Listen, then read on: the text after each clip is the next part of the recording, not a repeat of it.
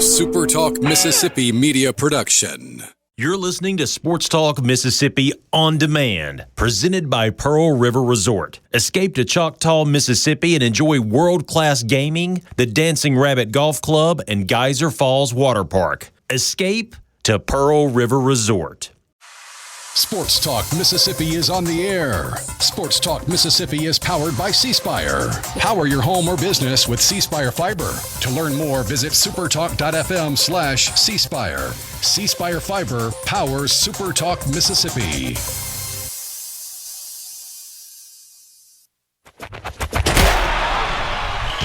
To the junction, in the grove, and to the top. This is Sports Talk Mississippi. On your radio and in the game, right here on Super Talk Mississippi.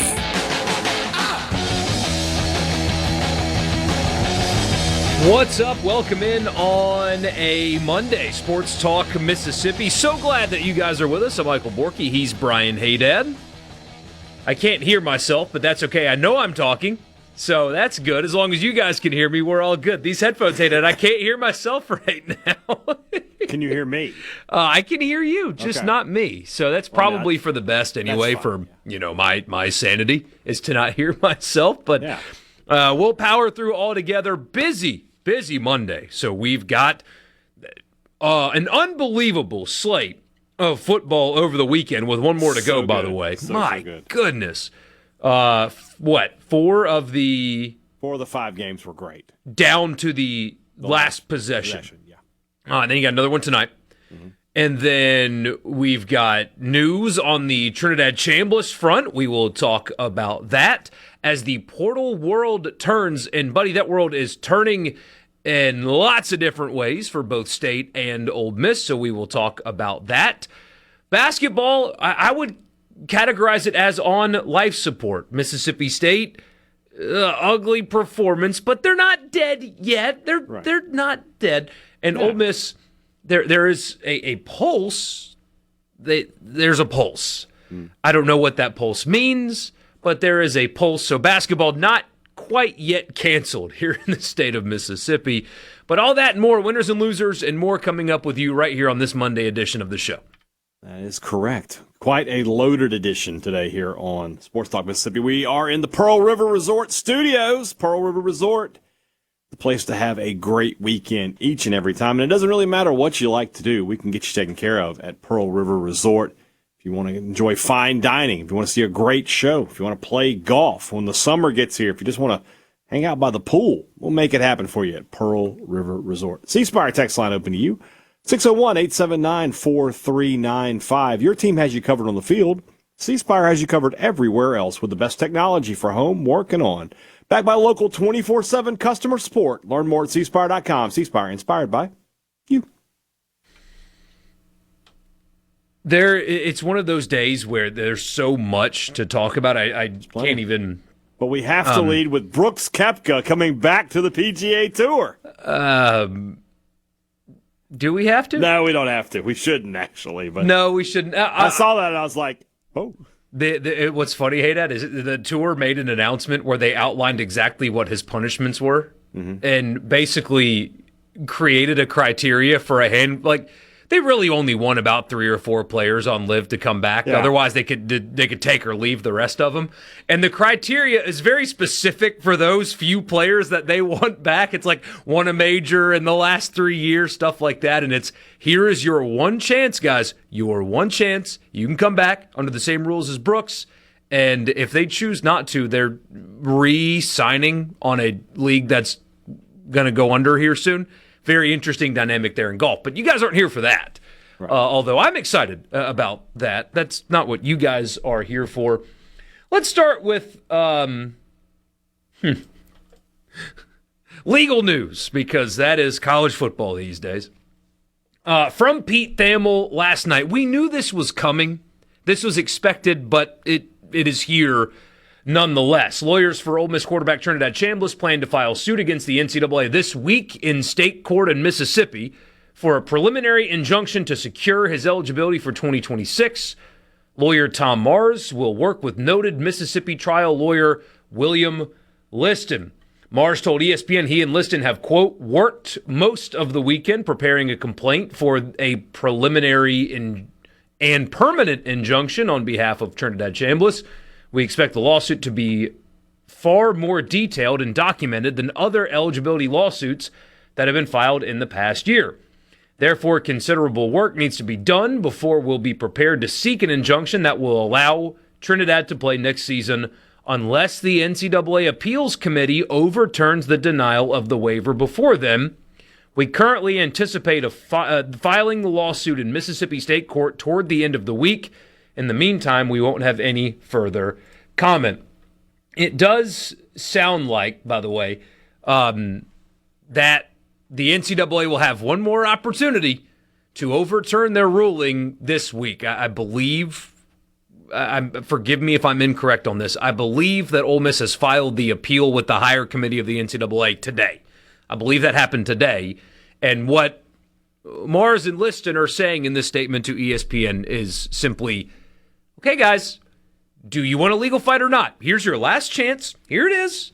Your committee of higher whatever can overturn it. And if you don't, we will see you in Mississippi court. If you don't, we'll see you in Mississippi court, and you guys probably know how that's going to go for you in Mississippi court. So here's your chance. Overturn it. If not, me and William Liston have a suit ready, and we will file it if you say no, and then you're coming to my turf now. Yeah. And that's not a place where you want to go, I suppose. Yeah, I mean, if you get the trial in Mississippi, I mean, the odds of I wonder, there is one thing I wonder, if lawyers, if you're listening, let me know. Could the NCAA appeal and say the judge can't be an Ole Miss alum? So I asked but by that same token, they can't be a Mississippi State alum either, because Mississippi State would be like, oh, no, yeah, he's absolutely ineligible. Like, do you have to find, like, the one Northwestern alum that's a judge in this state or something? I don't know. Yeah, I asked a couple. I talked to a couple of lawyers and then somebody involved on the player side this weekend to try to learn things. And what I learned, hey, Dad, is if you don't have a law degree, it's best not to talk about law, because holy crap. Yeah. I learned so much and also so very little over the weekend. But from those conversations, it sounds like although it's not 1,000%, right? It's not 100%. Apparently, they both cautioned, like, hey, don't speak in absolutes. Just because they file something doesn't mean, boom, it's happening, done, game over, he's playing next year. But they both independently of each other said the likely outcome would be that he would be Ole Miss's quarterback in 26 if they're going to do what I think they're going to do, and so on and so forth. Especially if they not only have documentation that they claim they have, and also the NCAA, apparently they have on record the NCAA saying your evidence is sufficient. And also they have contract signed by Ole Miss so they can prove damages. I've been told over the weekend they fielded a lot of NFL feedback to prove that, him not being able to play college football would cost him millions of dollars. So real, tangible damages. It blows my mind. Hey, I understand the NFL. I watch the NFL. I get scouting. I get all of that, right? I truly get it. But there are some NFL teams that have a grade on Chambliss that's like 7th round, maybe. Some teams, not all of them, but some teams. It's just he's small. He is. But 7th round maybe is nuts to me. When you watch him play, it's there's I would say two things. And look, I think Chambliss has been fantastic this year and worth a flyer. But you're talking about smaller guy and only 1 year of starts against elite competition. Those are really good starts, though. We're talking about Dante Moore, who's I've seen projected as high as the number 2 pick in the draft to the Jets, which would be my advice: go back to school, try to avoid that if at all costs. But there's that Parcells rule, right? Which is never take a quarterback with less than 20 starts in college. And he does have more starts than that, but we're talking about D2 starts. Yeah. And he's only played, he's older, but he's only played 2.5 years of college football. Right. So I get where the trepidation comes from. And that's a good thing. I think. It's for Ole Miss. It's a great thing. I think if I understand this correctly, that's a good thing for Ole Miss. Josh says, he should go to the NFL. No. No, if he can get another year of eligibility. Here's why. Second-round picks are unique now. It's kind of a new phenomenon. Tyler Shuck, for example, is going to get paid by the Saints, $2.7 million next year. Something like that, yeah. Trinidad Chambliss will make more than double that for Ole Miss next year. It's the rush to get your second contract that gets you into the NFL. But Tyler Shuck has a fully guaranteed over $10 million contract. If you get into late third or after the third round, not only are you not guaranteed to stay on the roster, your financial guarantees are maybe $1 million. Maybe. And his contract with Ole Miss is almost $6 million. So that's why the NFL feedback is helpful for their case, because they can prove millions in damages. So we'll see. We got to. I hate to do this to you. We'll come back and talk about it. Sports Talk Mississippi, back with you in just a minute.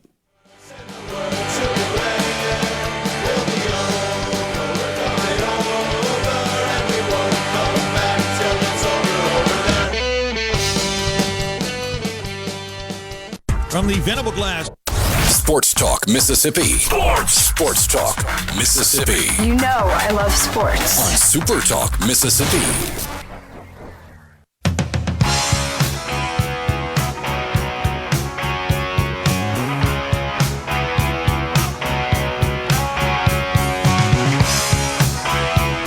All right, Hadad, you were rudely interrupted by the people that pay our bills. What were you getting at there? I forgot. What were we talking about? We were talking about Chambliss? Yeah. And draft status in particular, Josh follows up with, because coming back is a risk of injury and ruining his draft stock, I guarantee there's a team that loves him. Maybe there is. And that's all it takes is one. All it takes is one. The feedback that was received over the weekend was not Okay, I remember that. what it was.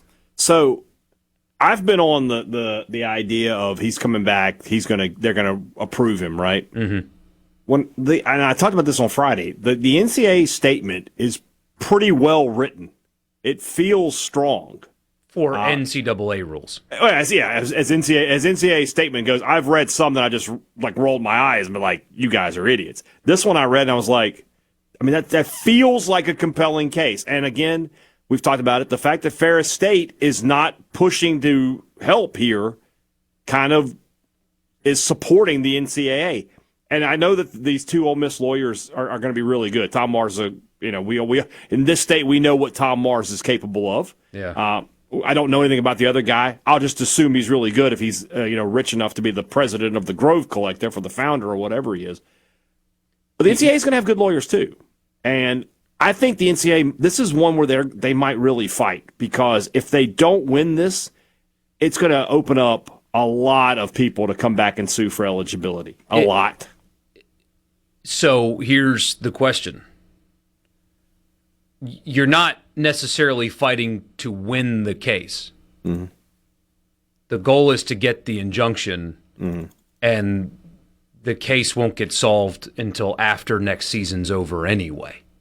That's what happened with Pavia.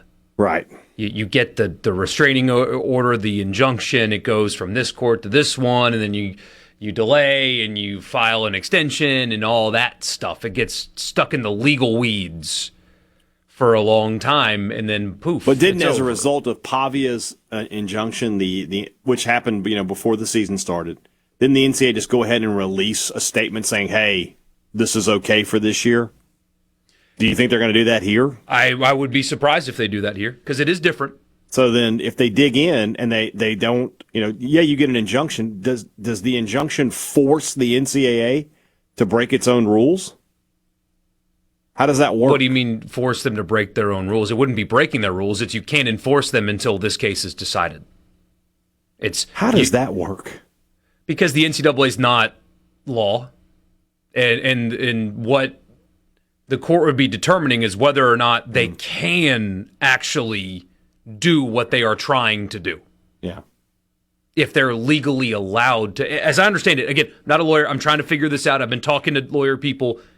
I think that's what it's the determining whether or not what the NCAA is trying to do is actually allowable by law. And so that's how these injunctions can allow these players to play, because what the NCAA is doing might not be legal ultimately. That's why players are getting paid now, because restricting player payment was against the law in effect.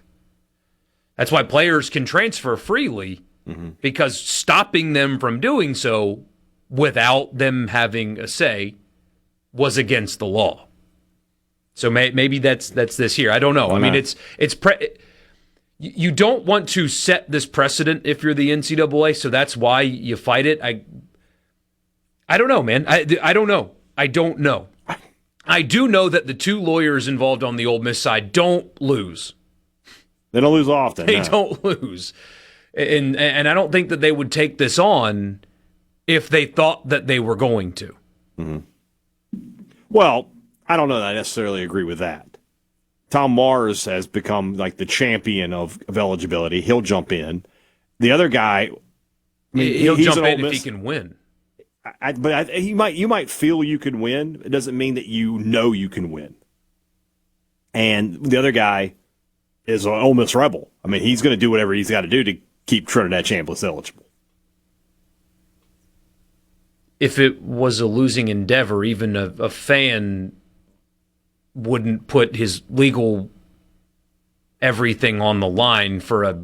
It's not everything on the line if he loses. Like he loses. I mean, like effort and stuff like that, like all of the resources and everything. That everything, not like his life will be fine if Trinidad plays or not next year. And not only that, you talk about the resource. I mean, he's probably got a couple of his paralegals working on it. It's not like he's sitting there at the desk just pounding the midnight oil trying to get this done. I'm sure that he's got a staff that's taking care of that for him.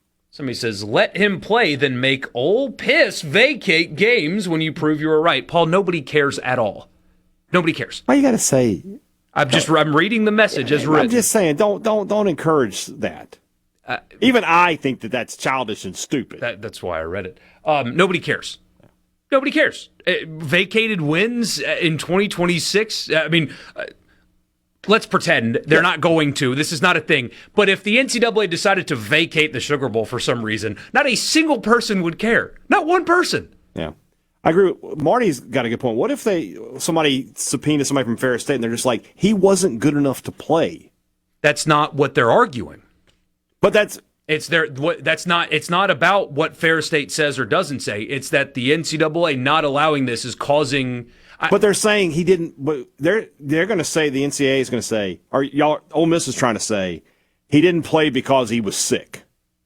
What if Ferris State comes back and says, no, he didn't play because he wasn't good enough? Because if that's the case, then why wouldn't they have not done that already? Well, I don't know. Maybe nobody's asked him. I don't know the answer. They have asked him.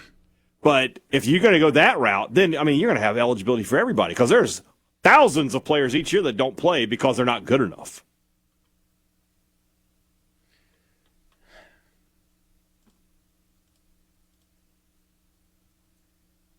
Let's see. If Chambliss gets another year, we'll open up a big can of worms, possibly, but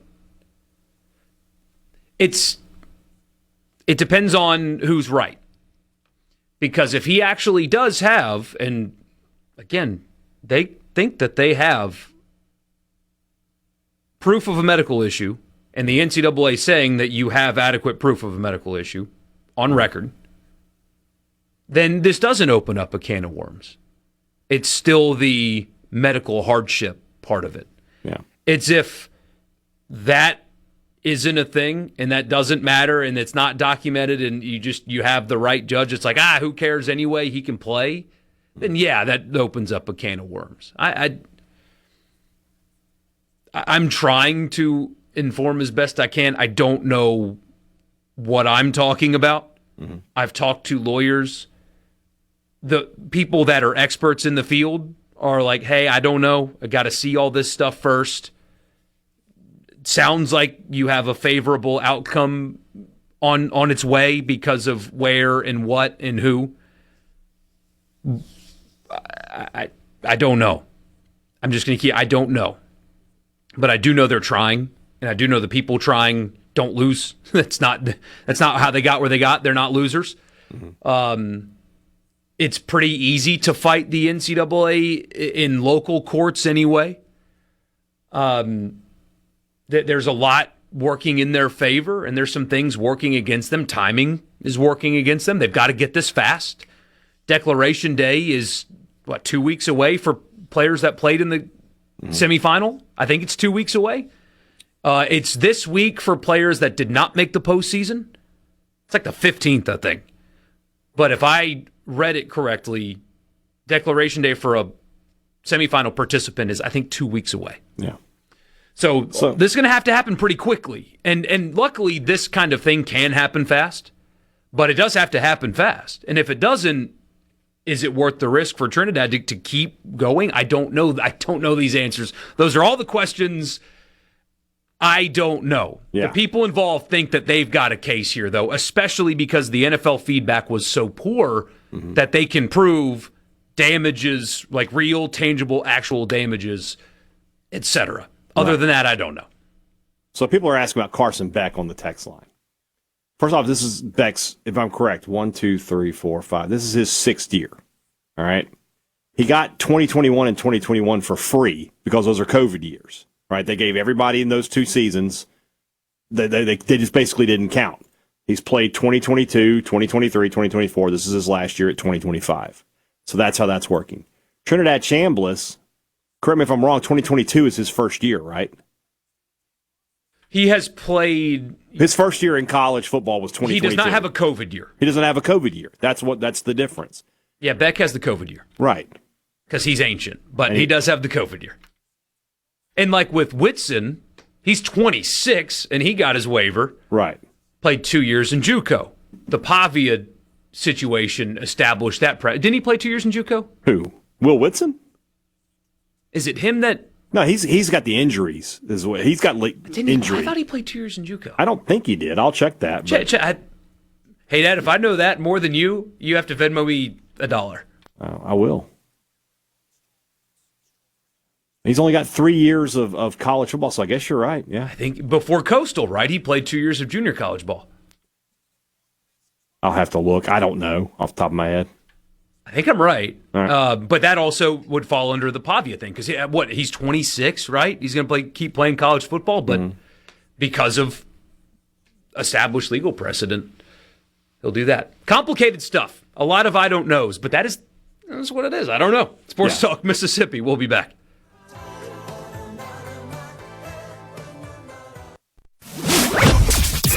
Let's go. This is your new home for exclusive sports coverage here in the Magnolia State. Sports Talk Mississippi on Super Talk Mississippi.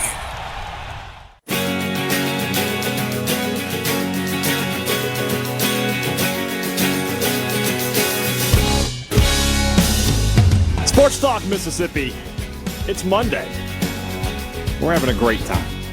That's a rare thing in this day and age. You have a great time at work on a Monday, but Michael Borkey and I are pulling that off, as we do each and every Monday. Sports Talk Mississippi is brought to you in part by AgriGold. AgriGold believes progress in the field starts with seed and the people who plant it. That's why AgriGold focuses 100% on seed, delivering trusted genetics and solutions to help you get more out of every acre. Contact Kerry Baker at 662-836-7417. He's your local AgriGold representative to learn more, or you can visit agrigold.com to explore seed solutions and agronomy resources. Plant your legacy today with AgriGold. So a few of you have sent a screenshot from the NCAA statement. Here's what's interesting about how the NCAA operates. And I mean, legal positions are what they are. The NCAA doesn't tell the whole truth. This is what happens when you fight Tom Mars. So as part of the NCAA statement, they said, quote, August 2022. Additionally, the student-athlete's prior school indicated that it had no documentation on medical treatment, injury reports, or medical conditions involving the student-athlete during the time frame and cited developmental needs and our team's competitive circumstances as its reason the student-athlete did not play in the 2022 season. Here is what Ferris State submitted to the NCAA.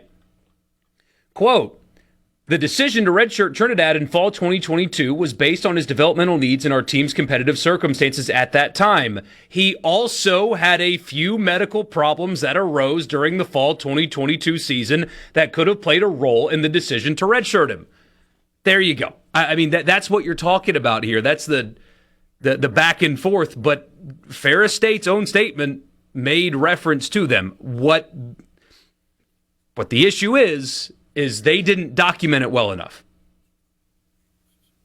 But the Ole Miss side is claiming that they've got the physicians. I mean, it doesn't matter. Point is, there you go. That's what they're going to be fighting over in court. Ferris State said, yeah, actually, he did have some medical conditions that arose that contributed to him not playing.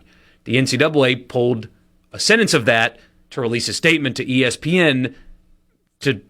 That's what you do in legal fights. One side presents a really compelling argument. The other side presents a really compelling argument. Then they go to court over it. That's how this goes. I'm going to lean towards he's back until I see otherwise. And that's what I wouldn't say 100%. Yeah. My two lawyer people that I talked to this weekend said, I caution anyone to say 100%. Oh, I'm not, yeah. I never. 100% is. I am very much an after the factor. Yeah. 100%er. But one of them specifically said, he's like, hey, look, if you gave me $1,000, I'd bet on him playing quarterback for Ole Miss next year, is what he said. So we'll see. Very obnoxious, frankly. It is obnoxious, is what this is. It's frustrating. It's annoying. It's obnoxious. It's all of the things. The NCAA could fix this if they wanted to. The schools could fix this if they wanted to, but they don't want to go down the road of collective bargaining and employee-employer relationships. And until they do that, this is the stuff that you're going to deal with every year. You're going to get this every year. There's going to be something new. There's going to be a new player with a new thing. There's going to be a new contract with a new thing.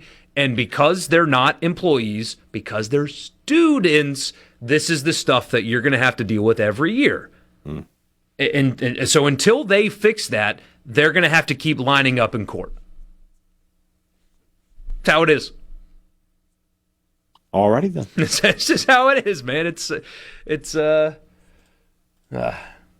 Anyway, 601-879-4395. 601-879-4395. So glad that you guys are with us. Where should we go next, Hadad?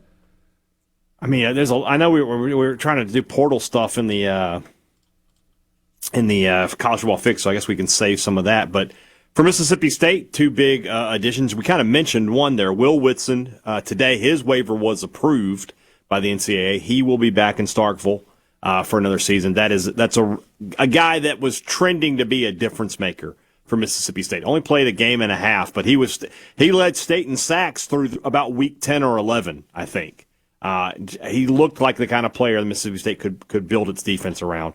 So that's good news for Mississippi State. And then about an hour ago, Mississippi State got the word on the final piece of retention they were really waiting on, and that's wide receiver Anthony Evans. He will be back in Starkville for another year. You know, State's portal situation, we've talked about it a lot on this show. Obviously, really hit on it hard on Thunder and Lightning. You know, it is what it is right now. There's still a long way to go. But their retention, you have to give A+ on that. They've kept every single player they would like to have, outside of maybe Jimothy Lewis and maybe Stonka Burnside. But Stonka, as we've talked about, was just so hell-bent on being a wide receiver, and Mississippi State was not willing to do that, so he's off to Memphis. Yeah, they got better ones.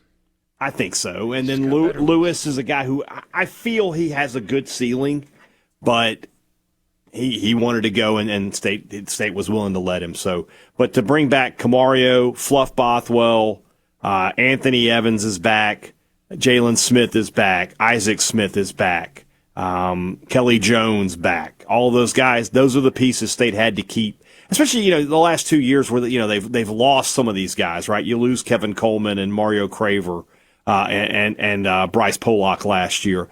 You needed to keep your stars to really build that foundation for success next season. So State has certainly done that. You can't You can't give anything less than an A if you're talking about just retention in this portal season. And what a fascinating dynamic that's unfolded here in the state, because what is happening is not common. State lost, 30 players ultimately to the portal, but if you wrote a list of guys that have eligibility that you need to keep, you just laid it out there, right? Did an exceptional job coming off of a 5-win season. Same thing, different, but same in Oxford. If you made a list of players with eligibility that you want to keep, everybody but one on the offensive line, we'll get to him later, that I think is possibly significant depending on if they can't replace him in the portal like they're trying to. We'll see. But so one offensive lineman, that was a starter that I think you wanted to keep regardless if you're trying to recruit over him. Townsend. Yeah. The continuity is important on the offensive line. I don't care what his Pro Football Focus grade is. You don't want to lose starters on the offensive line. Right. Simple as that. But, I mean, Lacey, back. Alexander, back. Both of your tight ends with eligibility, back. All across the defensive line, everybody with eligibility, back. I mean, they have done such a good job in player retention. Fewest number of players in the transfer portal in the SEC from Ole Miss. And they lost their coach to a different SEC school. And by God, that coach is trying everything he can to take as many players as humanly possible to LSU with him, and he's got one, he might get two. It is incredible that we are having these conversations considering one team lost their coach and the other team didn't have an elite season. Right. And yet we are talking about how awesome they both did in player retention in an era where Oregon has basically lost their entire defense to the portal. Like, they're all gone. We're talking about Oregon. And they're just losing guys to the portal left and right. Yeah. It's awesome, frankly, to sit here and watch what has unfolded here. Yeah.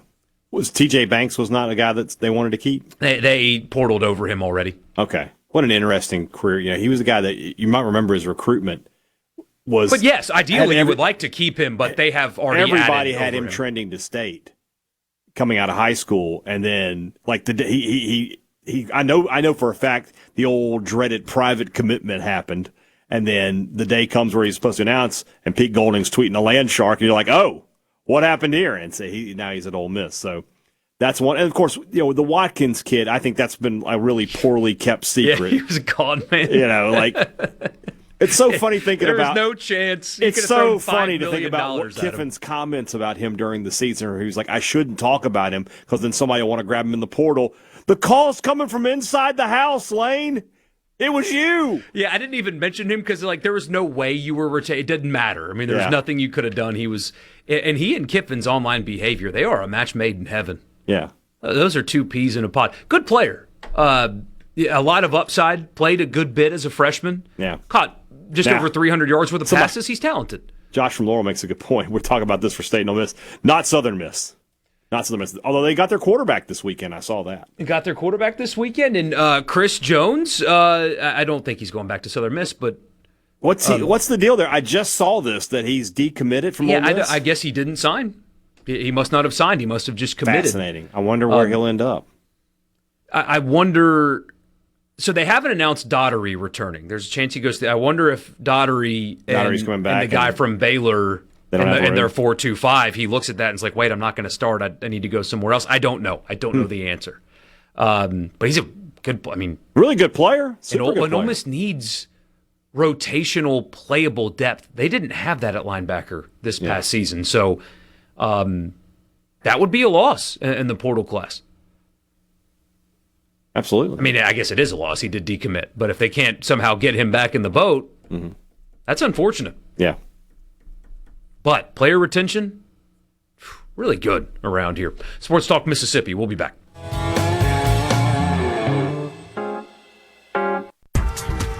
This is Sports Talk Mississippi, right here on SuperTalk.fm, the SuperTalk Mississippi app, and always live on your local SuperTalk Mississippi radio station.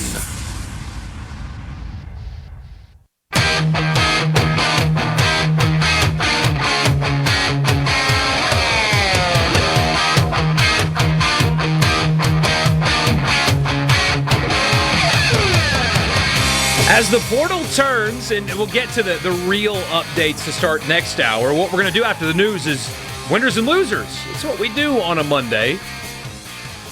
But somebody did bring this up, and it's just an indication of where we are in college sports today. Somebody says, I just joined. You guys may have already talked about it. We didn't, so I'm glad you brought it up. I keep seeing Tennessee hasn't given up on Sam Leavitt. That would be hilarious if he flips on Kiffin. So Sam Leavitt somehow worked his way into being the number one quarterback in the portal. Was at Arizona State. You Mississippi State fans got a front and center view of him absolutely melting into some kind of blob on the field in Starkville. Because he was really good in the games he didn't play Mississippi State, which is hilarious because State had the worst defense in the conference basically both years. I mean, just completely melted. It could not handle the environment that day. The State fans created an incredible environment. He could not handle it. So you guys saw that. But he's in the portal. He's getting courted by a lot of quarterback-needy teams, Tennessee, Miami, others. He's been a pretty hot commodity because he's experienced and can run. Seems like a decent guy, too. I don't know.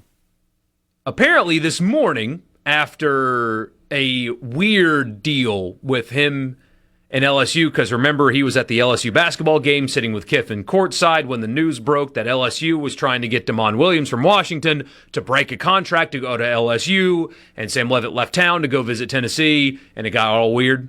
Yeah. Well, Kiffin over the weekend apparently... That would be a little weird. It would be weird. Kiffin apparently flew to Knoxville after his Tennessee visit to meet with him, and whatever they did, contract offer, was good enough for him to apparently commit to LSU this morning. That's what was reported, that Sam Leavitt is trending towards signing with LSU. Apparently nobody told Sam Leavitt that he was trending towards signing with LSU because he has spent the day... Get the little Sasquatch. Me? He is still engaged with Tennessee, and Tennessee is going to put some kind of final offer out there. So a lot of chest thumping down in Bayou land about landing their quarterback, and apparently that ain't done quite yet. So another day in portal recruiting, I guess. That's how it works.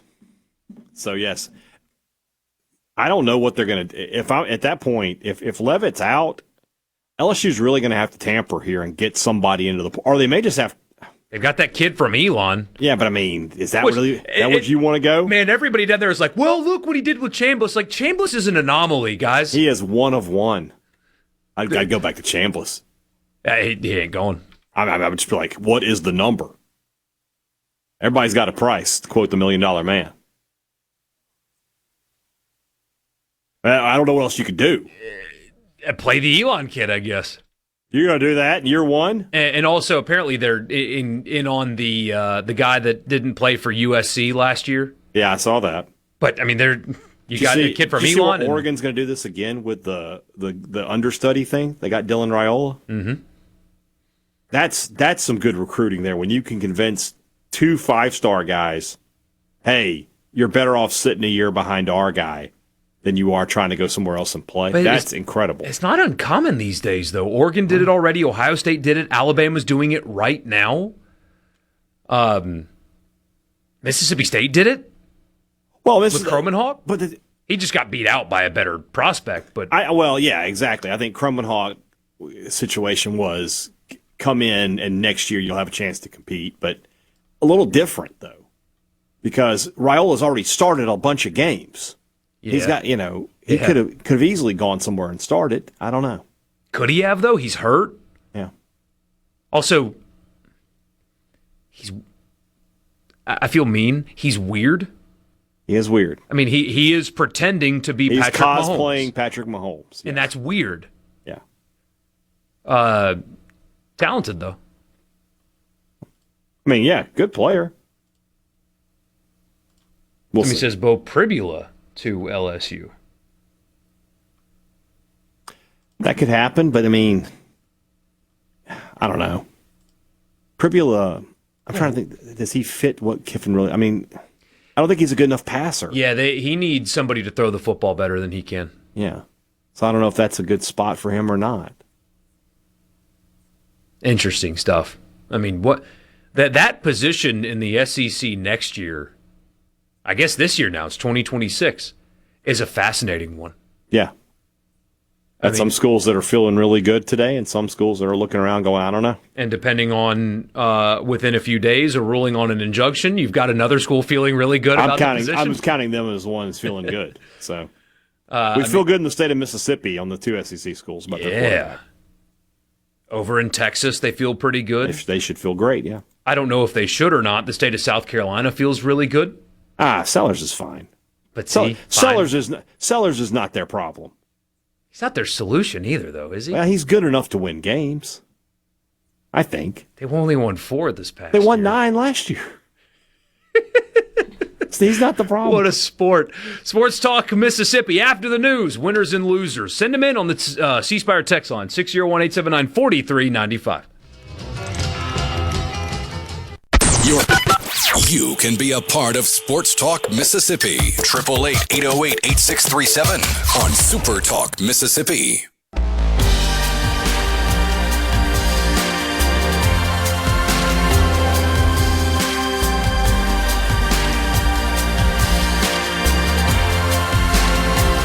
Brian Hadad and Michael Borkey. Glad to be with you here in the Pearl River Resort Studios. Start the new year with a compact tractor that's a proven performer and get a great deal. You get it all at Ag Up Equipment. Right now, get 0% financing for 48 months on select John Deere 1 through 4 series compact tractors. You can't beat these workhorses or the 0% financing. Stop by your local Ag Up or visit them at agup.com.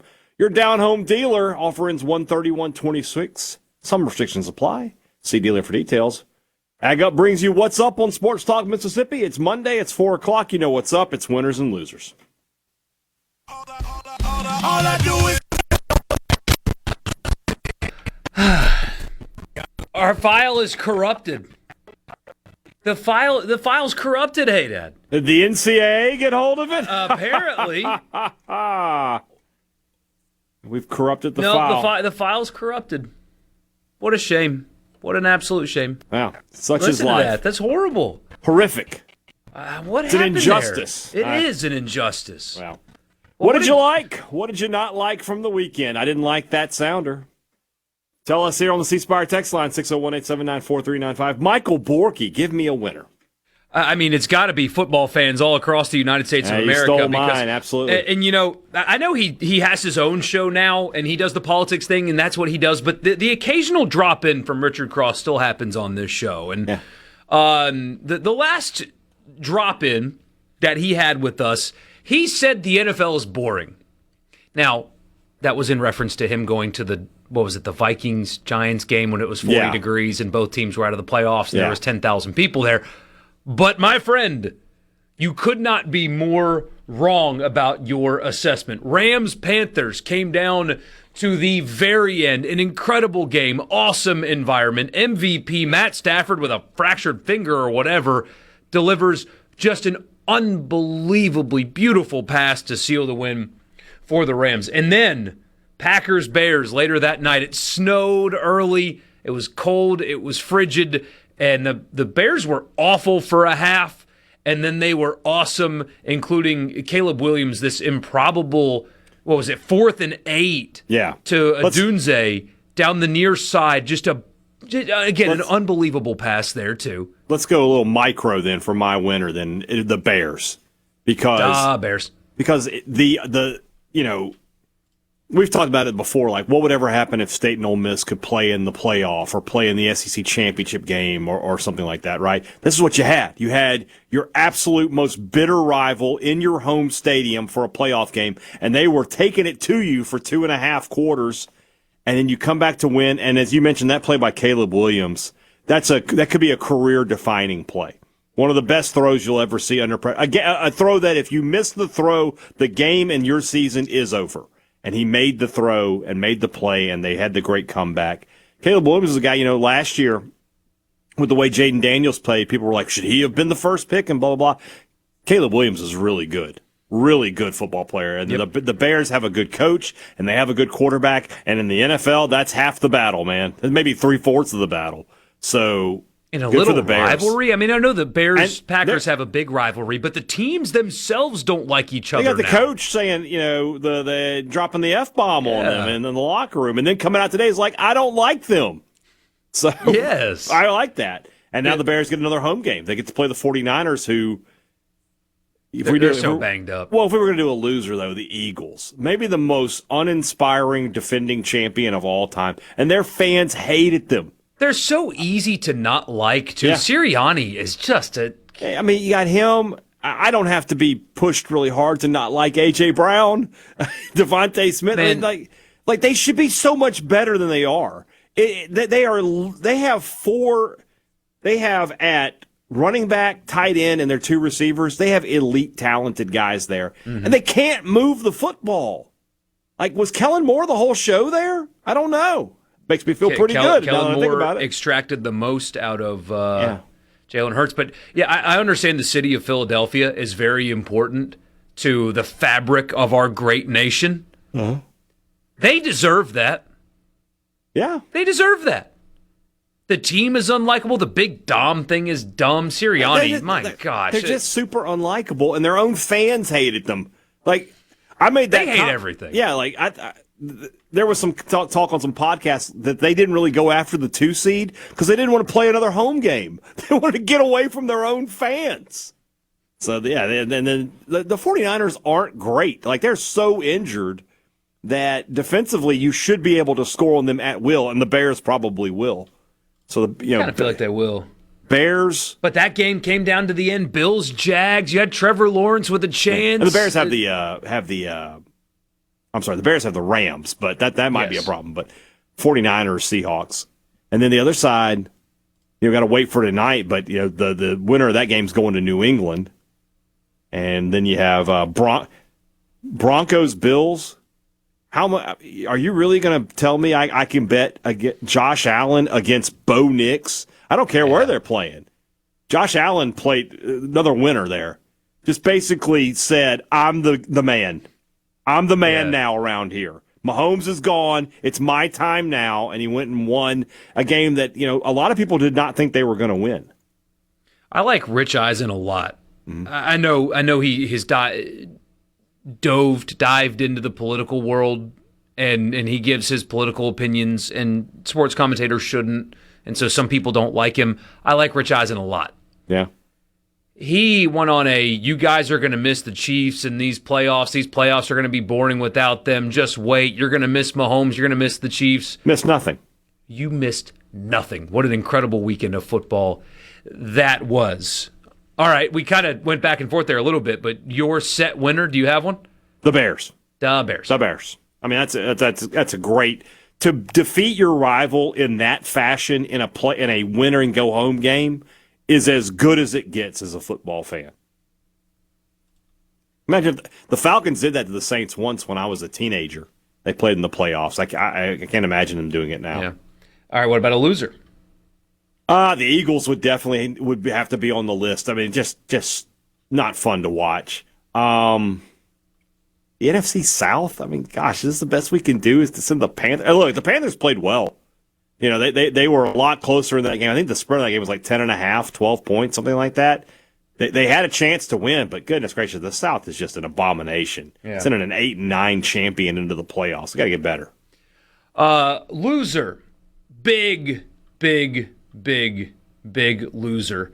Chris Fleeger. I believe I'm saying his last name correctly. He's an assistant wrestling coach at New Prairie High School in Indiana. He filed a police report against Marcus Freeman, the head coach at Notre Dame, after an altercation at Marcus Freeman's son's wrestling match. He claimed that Freeman committed battery against him. Two-handed pushed him and unprovoked, and this mean old football coach came after me and all this stuff. Mm-hmm. Police obviously investigated the incident. And as you guys know, when you accuse somebody like Marcus Freeman of something, a news cycle happens. Marcus Freeman accused of battery at wrestling tournament, where that was all the headlines, right? And people thought, oh no, what did Marcus Freeman do? Police investigated. It's also the year 2026. There are cameras literally everywhere. It didn't happen. Yeah. It didn't happen. Marcus Freeman kept his hands in his pocket during the alleged battery against this high school coach. And apparently this wrestling coach told police, acknowledged that, yeah, he's got money. Sent it to him during their investigation of the incident. It didn't happen.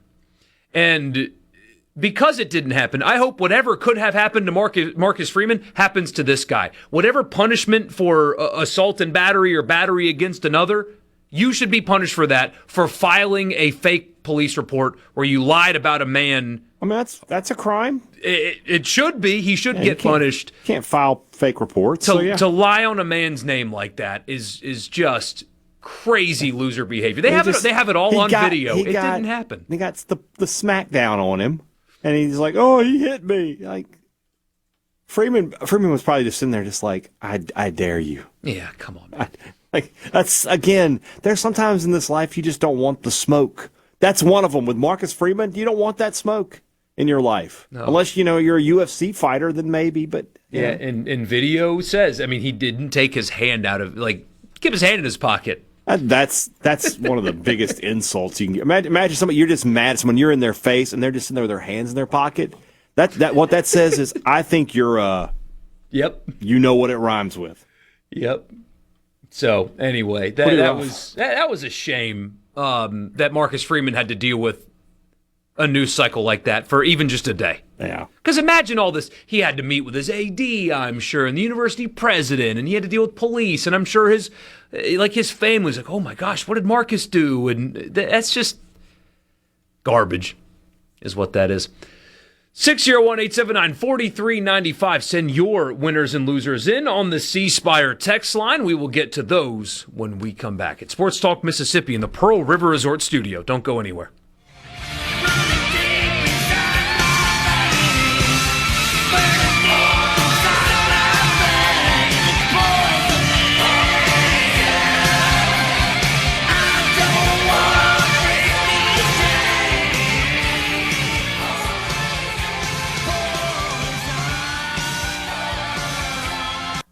From the Venable Sports Talk Mississippi on Super Talk Mississippi.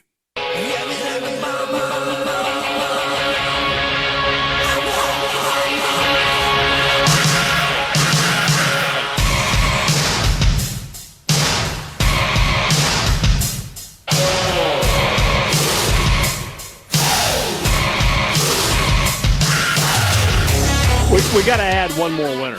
We got to add one more, because we haven't done a show since it happened. But if Kurt Zignetti's not on the winners list, then there is no winners list without Kurt Zignetti. And the best coach in college football. I'll say it. Film study is just off the charts. So Friday. Friday I got home from work, and I'm working on dinner in the kitchen. I got the game on, and I come in and I see the coin toss. And I see that Oregon's getting the ball. I go back into the kitchen, and my wife yells out, "Oh, wow, Indiana already scored." I was like, "They don't have the ball. What happened?"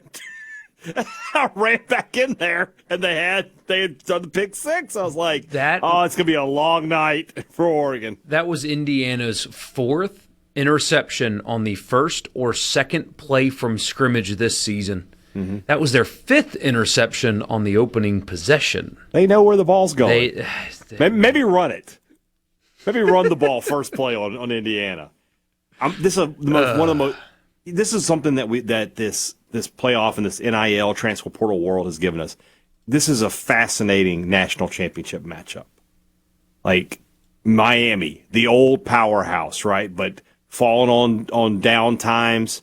Didn't even win their conference this year. People thought that they might be firing their coach if they missed the playoff. They get in, and all they've done is run the ball up the middle on two SEC teams and the reigning national champions. And then you have Indiana, the out of nowhere. Like, they were the worst one of the worst programs in college football 2 years ago. They bring in this guy that nobody had really ever heard of, and all he's done is win. What's his record now? Is he 26-2? As their head coach? he got a chance to be the first ever 16-0 team. Think about how many years it was just like, oh, it's Alabama and Clemson again. Like, we were excited that LSU broke through one year and got to play in the national championship, just to have a different team in there. And now you've got Indiana versus Miami. This is great stuff. And they're playing the game in Miami, but Indiana will probably have more fans there. So this is fun. It is really fun. It absolutely is. Lucas says, winner, PGA Tour. Brooks Koepka's back officially. Fantastic events to start with. No losers this week. Chris in Batesville. Losers. I know this is late, but they don't throw a PI flag on the Hail Mary crowd. If you can do all you can to put that second on the clock in the Sugar Bowl, then you throw the PI flag. The Fiesta, not why they lost the game, but horrible take that you can't throw that flag there. For winners, it has to be the Bears. And Caleb Williams, actually, I watched the post-game show on Prime a little bit. Mm-hmm. They handed Caleb Williams a whole block of cheese and a real cheese grater, and they had a bunch of fans right on the other side of the set. He's sitting there grating cheese on the set. It was awesome. The guy who got the cheese grater into the stadium. How? How do you get a cheese grater in? Like, he literally, he probably went up to, like, the security guy, was like, look, listen, it's just a cheese grater, all right? I'm just going to bring this in. They were like, the hell with it, it's a cheese grater. But, I mean, that could have gone wrong. Could have gone really wrong. You could use that as a weapon. He's up in there like Artie Bucco at Vesuvio, just like he's like in the Olive Garden, just like, more cheese, sir? It was incredible. Did you love see that. Erin Andrews' jacket? No. She must have been wearing 24 foxes on her body. I mean, just the... All right, hold on. This is another one of those times, Borky, where you need to have the picture ready for me to see so I can get a live reaction. It's the most ridiculous coat I've ever seen. I mean, she was straight up Cruella de Vil on that thing. All right, here we go. Here we go. Her massive fur coat. Look at that thing. Became a meme. Where's the picture? Just go to... What was she wearing? What is that? The quote on the tweet that I'm looking at is, Erin Andrews killed a flock of emus. that she looks like Cruella de Vil. Truly. Like she looks like the bad, who should have been Mugatu's wife in Zoolander. What is going on here? Winners, the NFL playoffs at this point, and the PGA Tour for allowing Brooks back and other live golfers. Not without punishment, though. Brooks coming back, he is, for the next 5 years, he can't get that player share money, which could be like $85 million. So they're sticking to rewarding the players that remained loyal. But the new commissioner of the PGA Tour, he's kind of a hard rear end. He's got an NFL background. Hey, Dad, he worked for the NFL rollout. And you can tell with the way he talks, the way... Jay Monahan was kind of soft. He fit like 90s golf. And this new guy is kind of more for the modern age of sports fans, I think. So far, so good there. Anyway. Yeah. Loser, Packers defense in the second half. You know who they missed? The guy that was up in the booth tweeting during the game, unfortunately, because he's still injured. Michael Parsons. They could have used him. Could have used him. Winner, Bears. Been a fan for 42 years. Also a State fan. So I've been through a lot over the years. It's Calvin in Tupelo. Winner, Mississippi State baseball. Preseason number 4 by D1 Baseball. Did you see my tweet about that? I did not. What'd you say? So let me make sure I have the numbers right. So State's 4th in the first poll, right? They will play. Yeah, they will play number 1, number 2, number 3, number 7, number 9, number 14, number 15, number 20, number 23, and number 25. And Ole Miss. And Ole Miss, who's not ranked. Welcome to the SEC, Coach. Yeah, like the they have 2 games with USM. They play UCLA in the Arlington tournament, which is the number 1 team in the nation. The rest of those are 3-game series. With that schedule, 17 wins is hosting in Starkville. You're not 16 only, might. You're in the super regional host. You're on the top. You're on the 1 through 8 side. That is absolutely insane. Yeah, that's crazy. Alan says the high school assistant wrestling coach that got into it with Marcus Freeman was yelling at Freeman's kid. Apparently, definite loser. Absolutely. Loser, Lane Kiffin, just because he is. Winner, Ole Miss, because Lane's not there anymore. There you go. Tyler, winner, the Indiana Hoosiers and Kirk Cignetti, self-explanatory. Loser, everyone that's bad in the sport of college football. There's literally no excuse anymore. Indiana is amazingly good in football, like a full wagon. Why are you not? And, I mean, you see these people and just everybody's mad about everything. And I understand that you don't like some of the processes, right? Mm-hmm. But Tyler's right, man. Indiana is a wagon. Ole Miss made the semifinal. Their coach left. Yeah. Texas Tech was there. They lost to Oregon, but they built an incredible team, had an incredible season. There are really, the only excuse that you have is, it's money, right? That's the only excuse.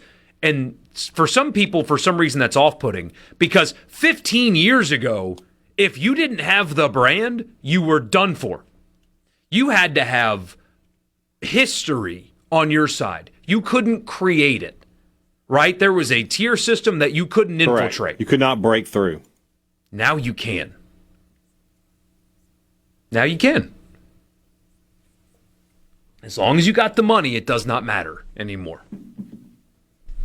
Somebody says, did you know Mendoza's brother is the backup? I didn't. We did, actually. I didn't know that, yes. Apparently, Cignetti kind of touched on some hurt feelings because they're having to portal recruit with players still playing. Yeah, it is what it is. And they're going to bring in a quarterback, and their current quarterback's little brother is getting recruited over, and you got to do what you got to do.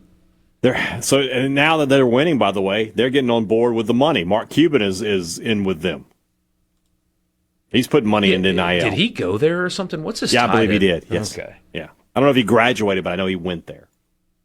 Is it fair that folks are comparing Indiana to the 2019 LSU team? Yes, it is. Now, they won't have the pros. Right. I think from a talent perspective, that LSU team is far superior. But from just a playing football perspective, I think their point spreads are bigger. They're winning these games by more. I would say if you said on a neutral field, it's probably LSU minus 2.5. Yeah, 3.5 at most. But even LSU would be that 2019 LSU team would be favored just because they have so much more talent. But damn, they are just so good. They don't make mistakes. It's hard to win when the other team doesn't make mistakes.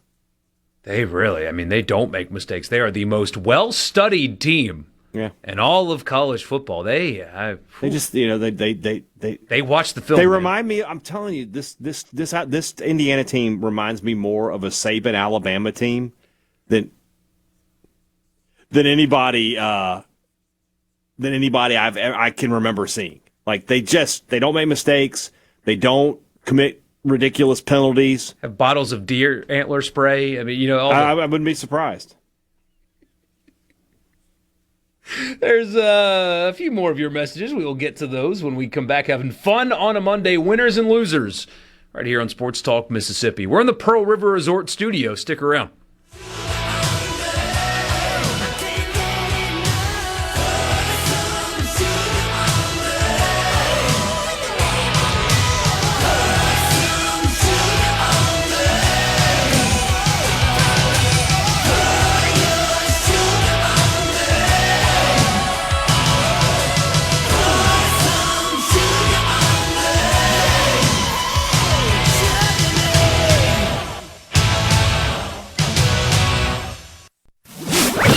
To Sports Talk Mississippi. It doesn't get any better than this. On Super Talk Mississippi.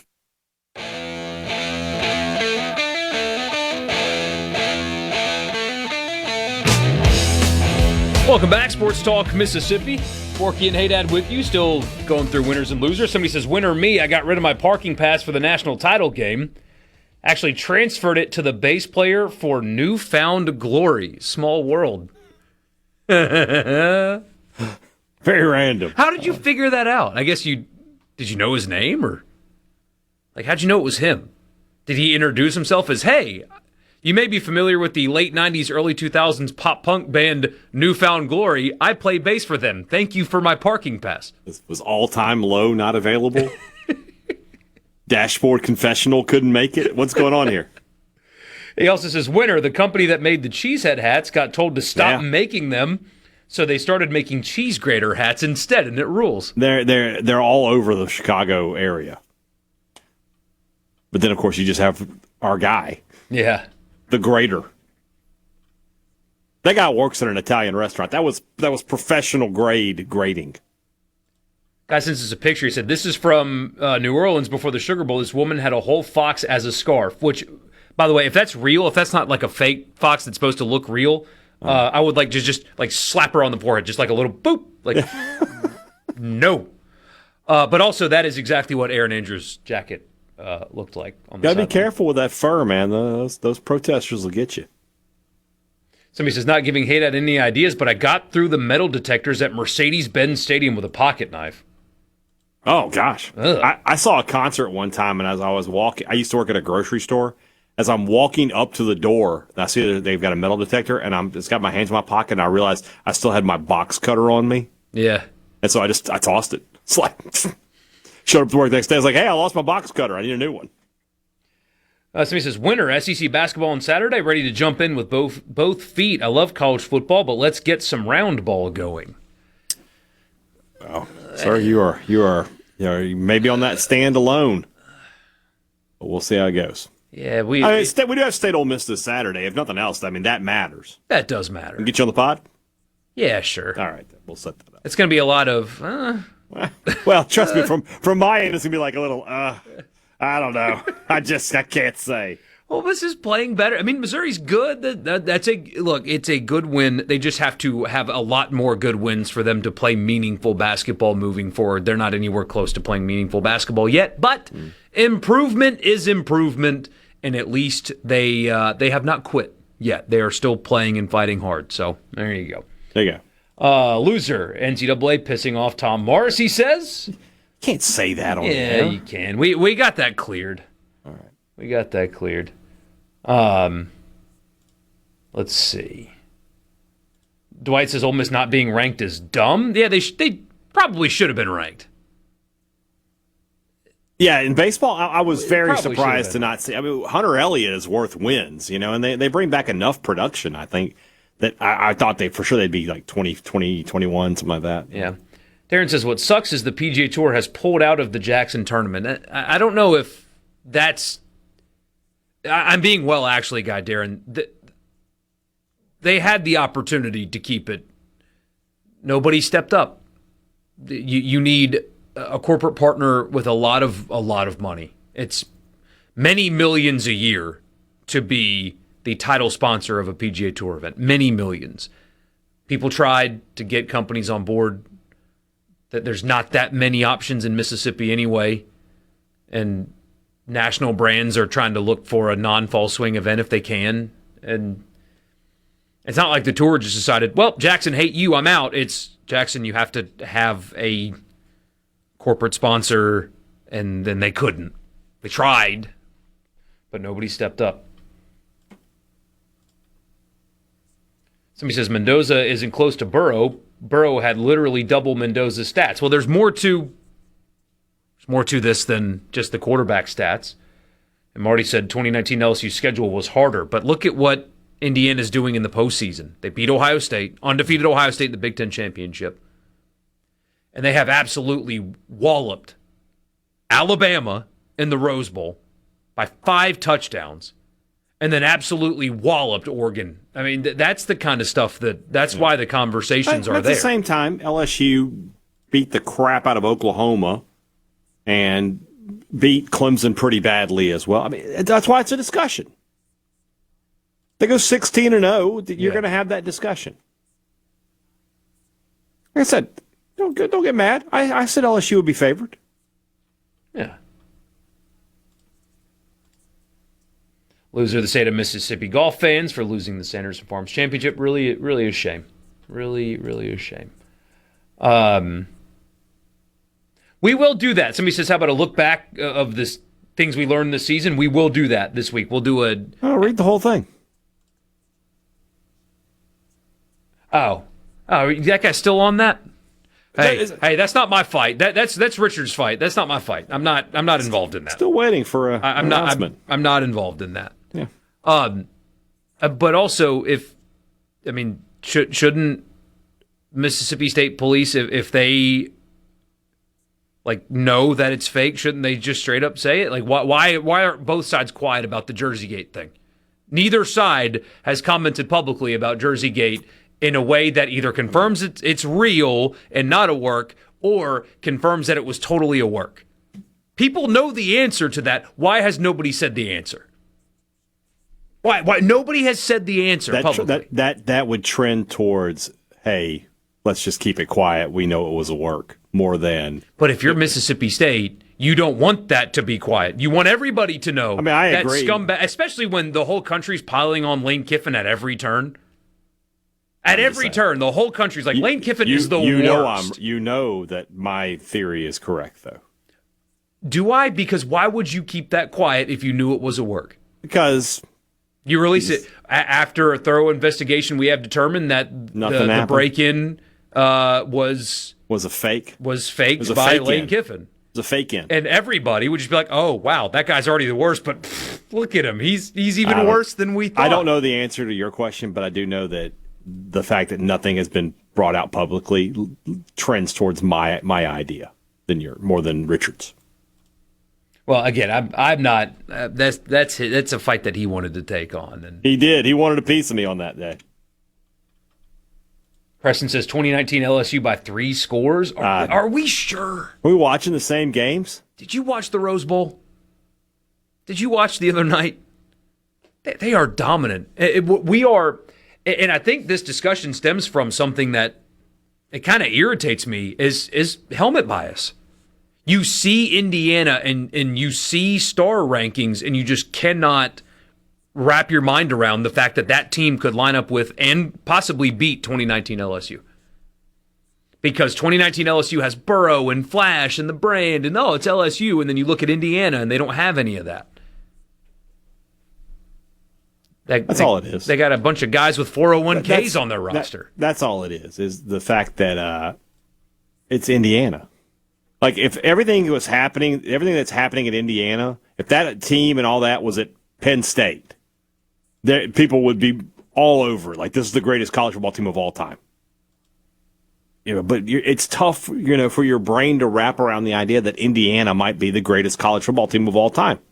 It's easy to do it when I say LSU or Alabama or Clemson or Georgia or Penn State or Ohio State. It's easy. Same thing in basketball. And it's easy if I say Duke or North Carolina or Kentucky or UCLA. But if I say UConn is kind of broken through that. I don't know. If something like this happened, though, where I'm trying to think of a team, Oregon State went 31-0 or something, you would have trouble wrapping your head around. Marty says, let's wait and see if Indiana beats Miami. I disagree with you, Marty. But I disagree, though. We can have the debate now. We can have the debate now. He's correct in that if Miami wins, the debate is over. Your buddy Brandon Walker today is exactly right, though. People are just discounting Miami. They are. They absolutely are. And they should not. They shouldn't. Miami is going to show up ready to play. That physically they're going to be. Mm-hmm. They're going to match up really well. Going to get healthier. What I would say is, remember what I was saying earlier about Indiana? They don't make mistakes. We all saw the Fiesta Bowl. Miami makes plenty of mistakes. And Indiana will capitalize on them. What's the line on that game? I haven't even looked. I guess that's tomorrow, but what is the line? Let's see. We got a second here. Line's Monday. There's only one line to get to. Yeah. 7.5. Wow. Okay. I don't love that. That's a lot of points, man, for the national champion. But that's the thing though. Like, a lot of these national title games have been blowouts. This is an interesting debate, too. Maybe we'll have it later this week. Somebody says, if Miami wins, it's going to hurt Ole Miss fans so bad. Would you rather you're lose correct. to the eventual champion, or would you rather Miami get beat badly and think, feel I had no shot? That would have been us, too, yeah. That's a I mean, my initial thought is you want to be playing. Yeah. You want to be playing. Ole Miss fans would rather have this week be about them. Yes. And Trinidad Chambliss and everything else. If Chambliss was still playing, the push to get him another year from the national media would be incredible. Mm-hmm. So That's your winners and losers. Sports Talk Mississippi. By the way, when a guest appears on the show, it's Monday, so we don't have them. They do so on the Farm Bureau guest line. Check out favorites.com and go with the home team, Mississippi Farm Bureau. We'll be right back.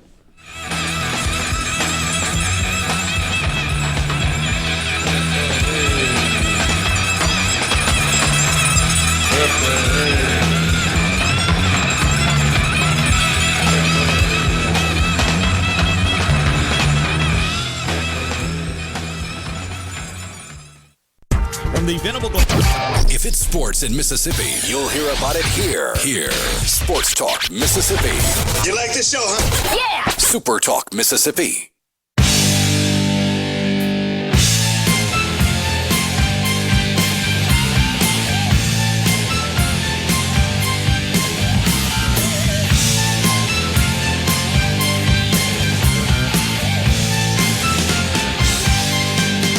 Welcome back.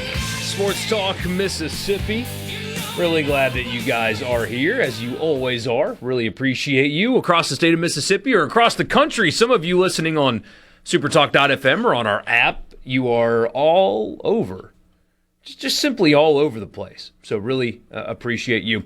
I forgot to add a loser, by the way. And State fans, I don't think you're going to like this one. Vic Schaefer. Oh, well, I mean, what do you want us to do? I mean, after they lose at LSU, he's in the post game and he is complaining about how, by the way, he keeps saying, I have to play this. I have to go here. I have to play this game. I mean, there's no we. It's like he's talking like he's the one dribbling the ball. But he claimed that the SEC and the schedulers have a vendetta against Texas. He goes on a long 3.5-minute rant. He says it has a stench to it. He's disappointed in the league for putting the kids in that position. They have a vendetta against Texas. And, I mean, I will tell you, Coach Schaefer, that in my private conversation that I had with Greg Sankey at SEC Media Days, he did tell me that the only thing that he hates more than Texas women's basketball is the devil himself. So, I mean, he really does hate you. And the league office really hates scheduling difficult games for your basketball team. And none of the other basketball teams play difficult schedules with difficult stretches of games. Certainly not Mississippi State and Ole Miss. They don't play difficult games. They don't have to go on the road back to, wait a minute. They do. They do play difficult schedules, and they do have back-to-back road games because it's a difficult league, Coach. They're not out to get you. Your institution's just soft, and you probably didn't make the best choice. Oh, I know there's nuances to that, but quit complaining. It's a tough league. The league doesn't hate your women's basketball team. It's just not. It's impossible to make everybody happy with their schedule. Sometimes you don't get a break. That's how it goes sometimes. That's just how it is, Coach. Yep. But I do love the conspiracy that the SEC has a vendetta against Texas, the biggest athletic department brand in the league. Possibly. Department-wide. Is Texas the biggest quote-unquote brand in the league? I think it might be. Yeah. Yeah, it is. It is. But yeah, they hate you. I thought the thing that Greg Sankey said he hated the most was fans. Well, he did not acknowledge the fans. That's for sure. He did not do that. I asked him to, and he didn't. By the way, I hope he does not give in to the Big Ten. Because as you guys know, the SEC and the Big Ten control the college football playoff format on their own. Yes. It's exclusively up to them. And the commissioner of the Big Ten apparently communicated with the SEC that, yeah, we'll give you a 16-team playoff if a few years later you sign in blood that it goes to 24. Because that's what we don't need. Do that. That's what we need. We need 12 more teams in the play. That's what we need for sure. Who wants that? The Big Ten. But is there really like a Big Ten fan out there that's like, you know what, I want 24 teams? No. It's just the coaches and the administrators who feel like they can get more teams and more money and things like that. 24 is way too many. Hold on. Where's the final AP poll? Oh, I guess I could look at the final college football playoff poll. That's fine. CFB playoff rankings. Okay, who was 24th?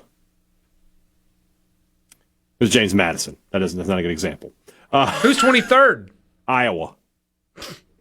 Hey, they did beat an SEC team. They did. Georgia Tech was 22nd. I mean, no. Come on, guys. These teams, no. Absolutely not. And that crosses into not even compelling. Like, Miami's compelling. And Tulane and James Madison still would have both been in the top 24. You don't gain anything there. 16 is the perfect number. I agree. 16 with 8 first-round matchups all at home. Yep. And then the next round at home, too. Yeah, first 2 rounds at home, and then you can go to the bowls. Somebody says there's no way that Greg Sankey or anyone else, for that matter, can like LSU and Kim Mulkey more than Texas. I mean, come on, Coach. You're sitting at a press conference at the PMAC. You just got done playing Kim Mulkey, and you're saying that the SEC wants you to lose? It's true. Do you know who you just played? Oh, man. All right, as the portal turns, the 5 o'clock hour is probably going to be full of it. Mississippi State had a busy portal weekend. Ole Miss had a busy portal weekend. And then now you got some stuff happening on the offensive line that red flags need to be raised right now with Ole Miss's offensive line. And they added some pieces as well that we will talk about all in the next hour. Sports Talk Mississippi from the Pearl River Resort Studio. Your college football fix and your portal update after the news.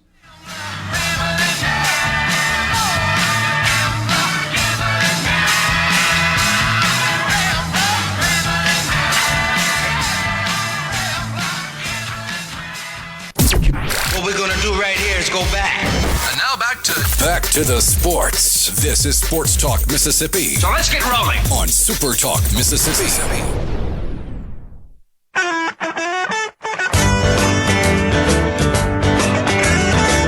All right, we got a lot to get to and only an hour to do it. So here we go. It's time for your daily As the Portal Turns for your college football fix.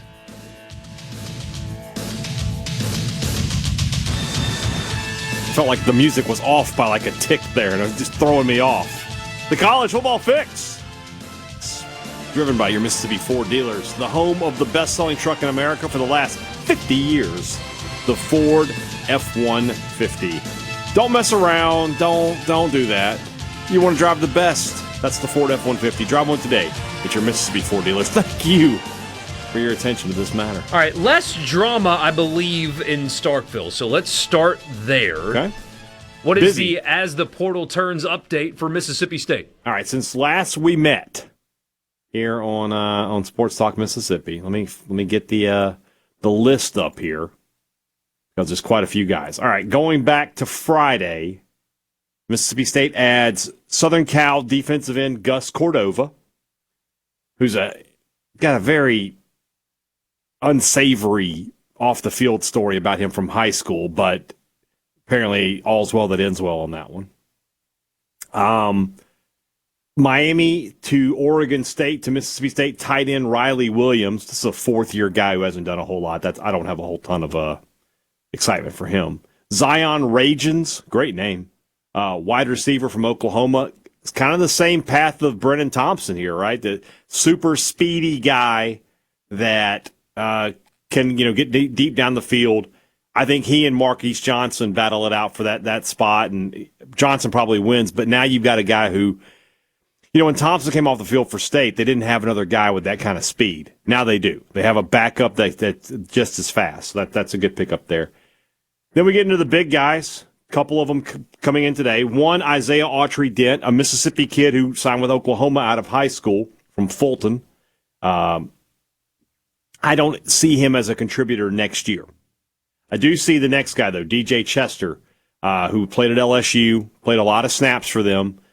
played at tackle for LSU and didn't really work out. I think he'll be fine as an interior offensive lineman, and that's probably where State's going to put him, as a guard, maybe even as a center, but definitely on the interior. And then State goes into the portal for a couple of more safeties, and the job State's done of remaking its secondary. State's secondary had a lot of issues last year. Watch the Egg Bowl again if you doubt me.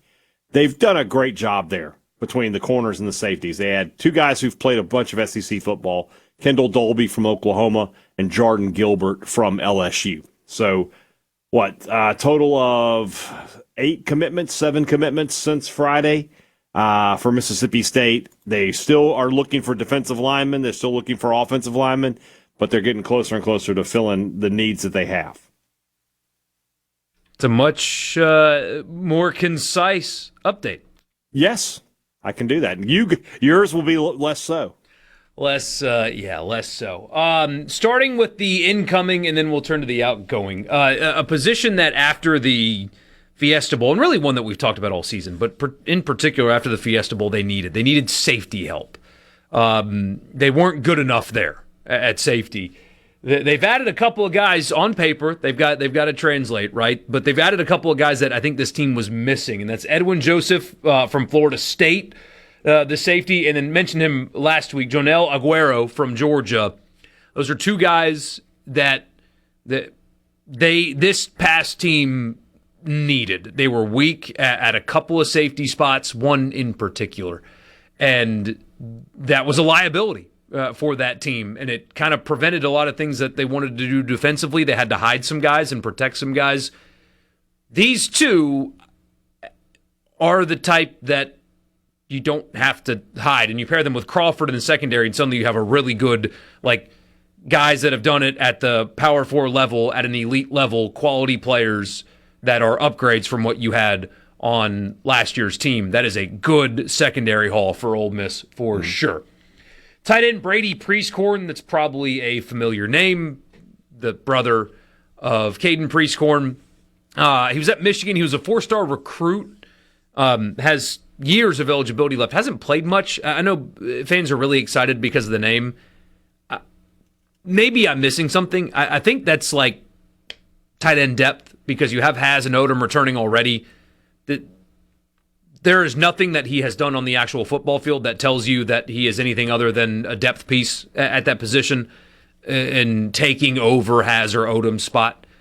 People are excited about the name. I don't think he's going to take their jobs. I think this is a depth add more so than he's going to come in and steal somebody's spot. The most interesting one is Deuce Knight, the quarterback. He is from Mississippi. As you guys know, he's from Loosedale. He went to Auburn initially and is headed back to Ole Miss. A lot of people are trying to draw conclusions with his addition to Ole Miss and anything involving Trinidad Chambliss.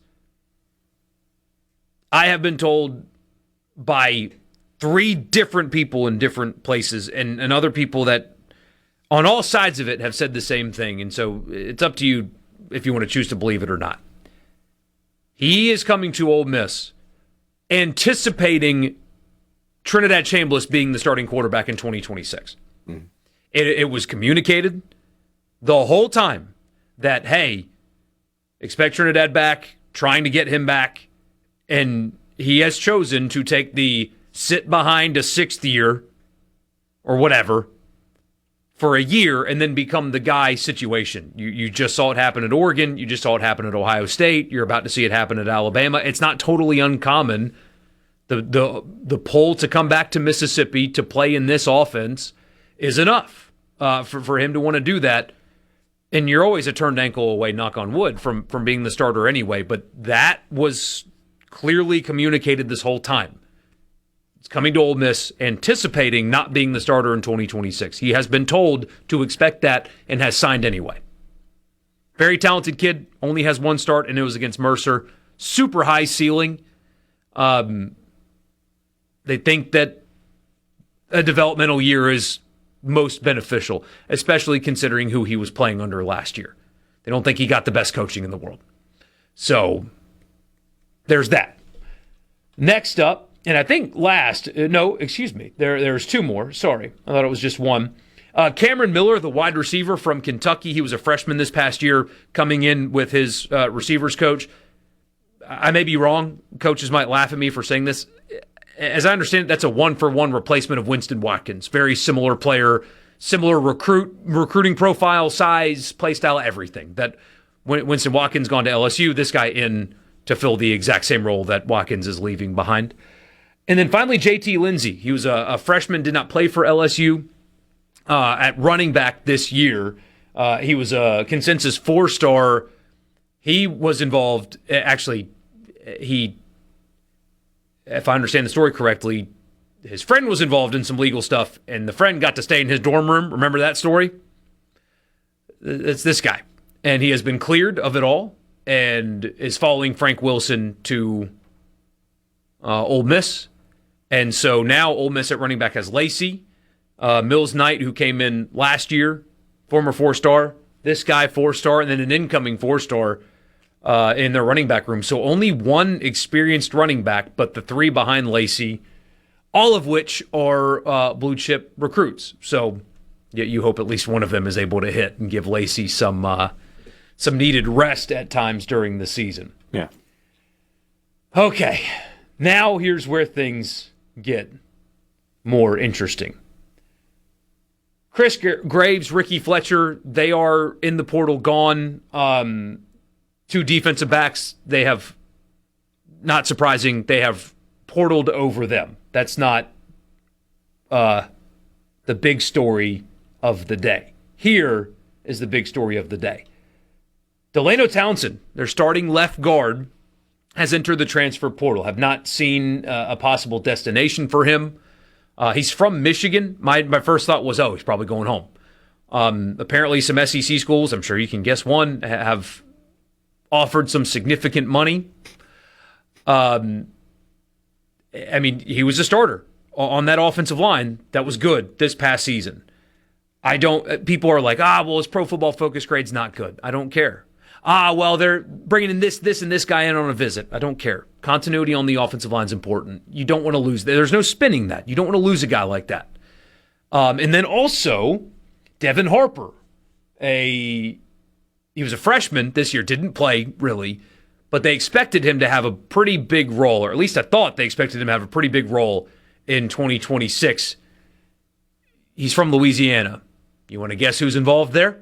I've got a guess for you. That is somebody that I think they expected to step in and be a starter for this coming offensive line. So why are those 2 guys in the portal? I do not know that answer. I know they've been bringing in portal visitors. Maybe they don't like that's happening. I don't know.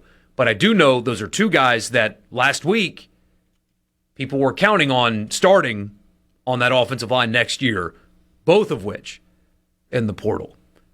That is not good at a position like that where the options are not overly abundant in the transfer portal. We'll keep talking portal recruiting. That's your college football fix driven by Ford. We'll be back.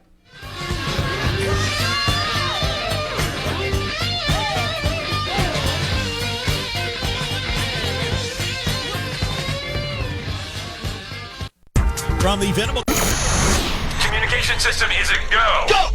This is Sports Talk Mississippi, right here on Super Talk Mississippi. Exactly.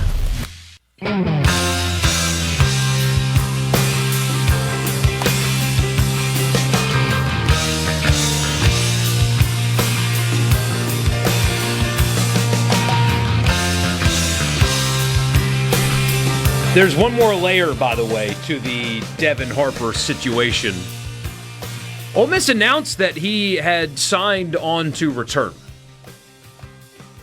And does that make you nervous about other people who have announced to signed on to return? You want that so bad to happen? I'm just asking a question. You want that so bad to happen because Ole Miss being good at football and State keeping plays their good LSU players, next year. A loss is a loss. No, that's what makes this fascinating because everybody watched the Washington situation closely. Mm-hmm. And Washington ended up winning out on that. Mm-hmm. They had a contract that you really couldn't get out of.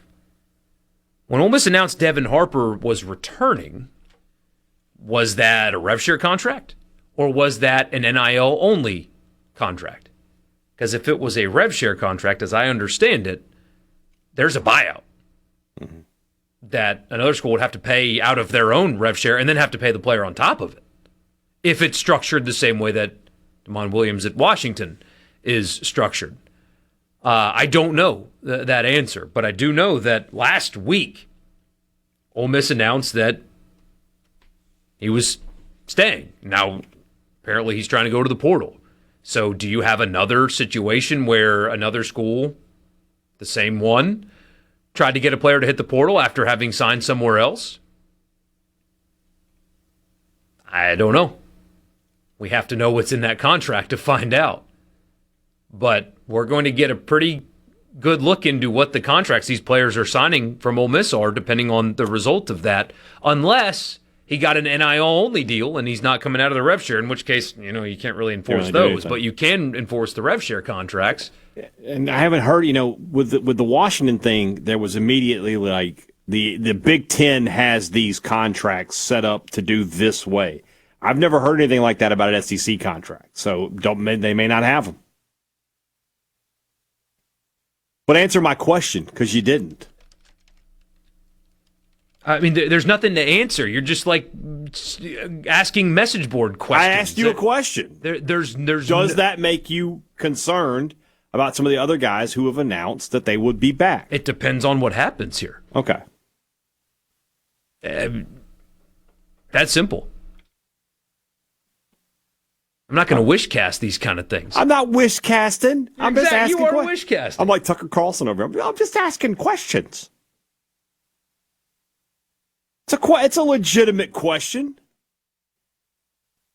If one of these guys says, if he can freely get it, well, but then what was the nature of the deal? Exactly. Because if Damon Williams did not have a rev share deal, he'd be the quarterback for LSU. Yeah. Right. He'd already be in Baton Rouge right now, hanging out with Lane. Well, I don't even know if it's that. It's the nature of the way the Big Ten has structured has instructed their schools to structure these contracts. Yeah. So the SEC has not done the same. We're still flying by the seat of our pants down here. Could be a problem.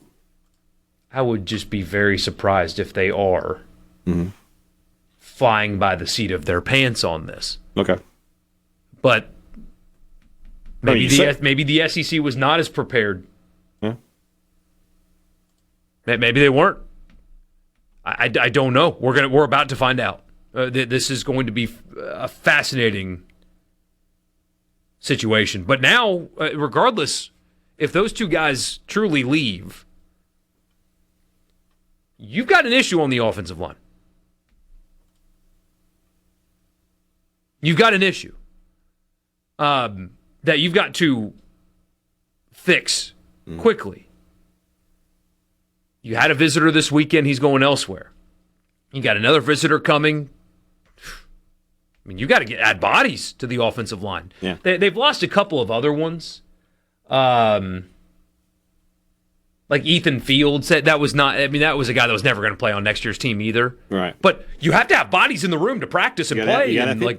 Yeah, no doubt. And they're at a point now where, I mean, you're losing both your tackles. Yeah. And if you lose Townsend and Harper, it's like, okay, those are two guys that were supposed to start for you next year. Yeah. And they brought in Kern from LSU, and I guess they see him more as a guard. So maybe there you go. But my gosh, man, you got to have some people. You got to have people. My other question for Ole Miss would be this: this is going to drag out with Chambliss. Are they going to get another quarterback? Are they going to take an emergency guy? Because what happens if you do lose and you've put everything into Chambliss? You have Deuce Knight there. You're not getting any decent quarterback to sign up to be in that quarterback room. I mean, I agree with that. It's not happening. So I agree with that. I think they should add one more. Yeah. But it would have to be somebody that's like, I'm going to coach. And it has to be another Chambliss. Pretty much. Somebody who like, I'm just here for the NIL money, and then if he gets thrown into it, well. But I don't even know. I mean, how much money could you commit to that? Well, how much do you think Chambliss? I mean, he made $500K for this season. Yeah. Can you find a guy like that then? How much did Spencer Sanders make? Less than that, but not much. There you go. But you've already got Deuce on roster, and you're expected to pay Trinidad. Now, if he can't play, then you've got all that money freed up. But when do you know that he can't play? And that's the problem is you have all that money freed up, but you probably don't have enough time to get anybody to spend it on. Yeah. You know? Which Tom Mars and William Liston, you guys have a, it's.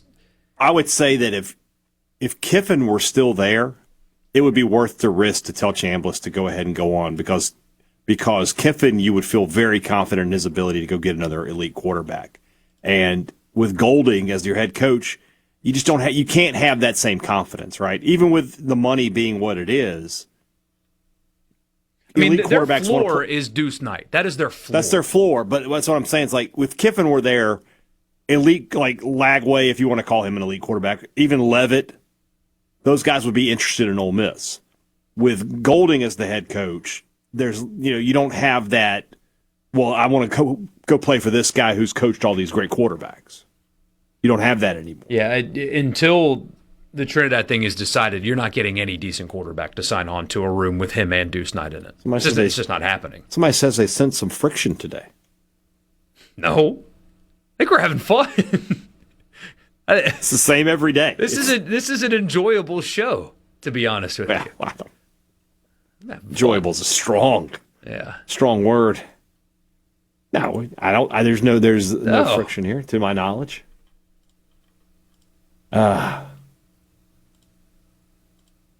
Larry and Mize, who's in a better shape, Ole Miss or State? Ole Miss. I mean, Ole Miss is just. I don't know if you noticed, Larry. They just went 13-2, and they still bring back a ton of. I mean, they have the fewest players in the portal. Yeah, if Chambliss and Lacey, never mind that, right? If Chambliss and Lacey are back, everything else will kind of take care of itself, I feel. I mean, anytime you can return the potential first-team All-SEC quarterback and the likely first-team All-SEC running back, you're off to a good start. State doesn't have anybody like that on the roster. I mean, I'm excited for the future with Kamario Taylor. Don't get me wrong. I think he's going to be a star, but he is not proven yet. Now he's got a good group of wide receivers to throw. He does, and he's got a running back in the backfield with him that I like, but got to get some guys to block for him. Now, that said, we can come back in a couple weeks and the NCAA wins this case and Chambliss has to go, and then you can reevaluate it at that point because then you don't know who's playing quarterback for Ole Miss then. I don't think the NCAA is winning the case in a couple of weeks. Well, I'm just saying, at whatever point you want to reevaluate. But top to bottom, Ole Miss has a better roster than State right now. There's no getting around that fact. Chase said, I don't know if they would look at State or not, but the linemen from Ole Miss that hit the portal, the two guys that you kind of overpay for. Mm-hmm. Townsend's a guy that you go overpay for. Yeah, but I don't think he's coming to State, and neither do the people who the 0-3 guys, Paul and Robbie. They don't think. I think they think LSU is a real factor there, and they think I would not be surprised. Why wouldn't he be? Why wouldn't he be? And especially LSU also desperate for offensive linemen in the worst way. Mm-hmm. So you've got to go overpay.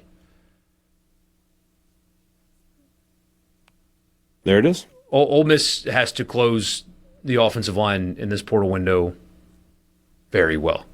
Again, they've got visitors lined up, like things are in motion, I guess, but I don't think that the expectation was to lose Devin Harper. I could be wrong. I don't think that they expected that. That Ole Miss was caught off guard by that one. Especially because they announced that he was sticking around. Man, I'm fascinated to know what his contract looked like and if it. Well, I mean, we're going to find out. Because there are going to be a lot of players on rosters that don't have rev share contracts. Or their rev share part is small and the NIL is bigger, right? I don't know. Right. Somebody says you don't lose your best coach in history and keep going. You're correct about that, but it's not like State just has a huge advantage at the coaching position.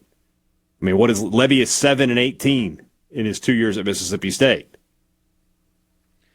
Somebody's asking if Chambliss is seeking his draft grade to make a decision there too. Yes, and the feedback has been favorable to Ole Miss in that regard. Mm-hmm. The only way you stop fighting this case is if you get a second or first round grade. That has not happened. It surprises some people, but that has not been the feedback that they have gotten. And again, I think it plays into what we talked about. His stature and his lack of experience at the division, at the FBS level, are harmful. Yeah. Sports Talk Mississippi. We'll be right back.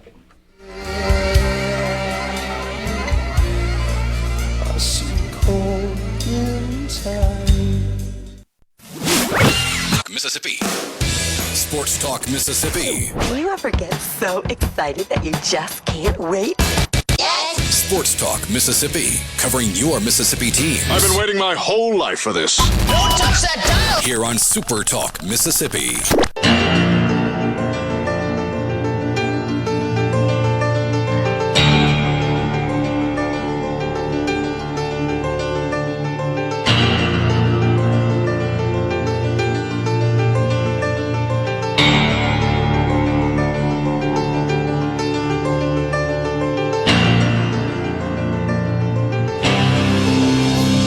Welcome back, Sports Talk Mississippi.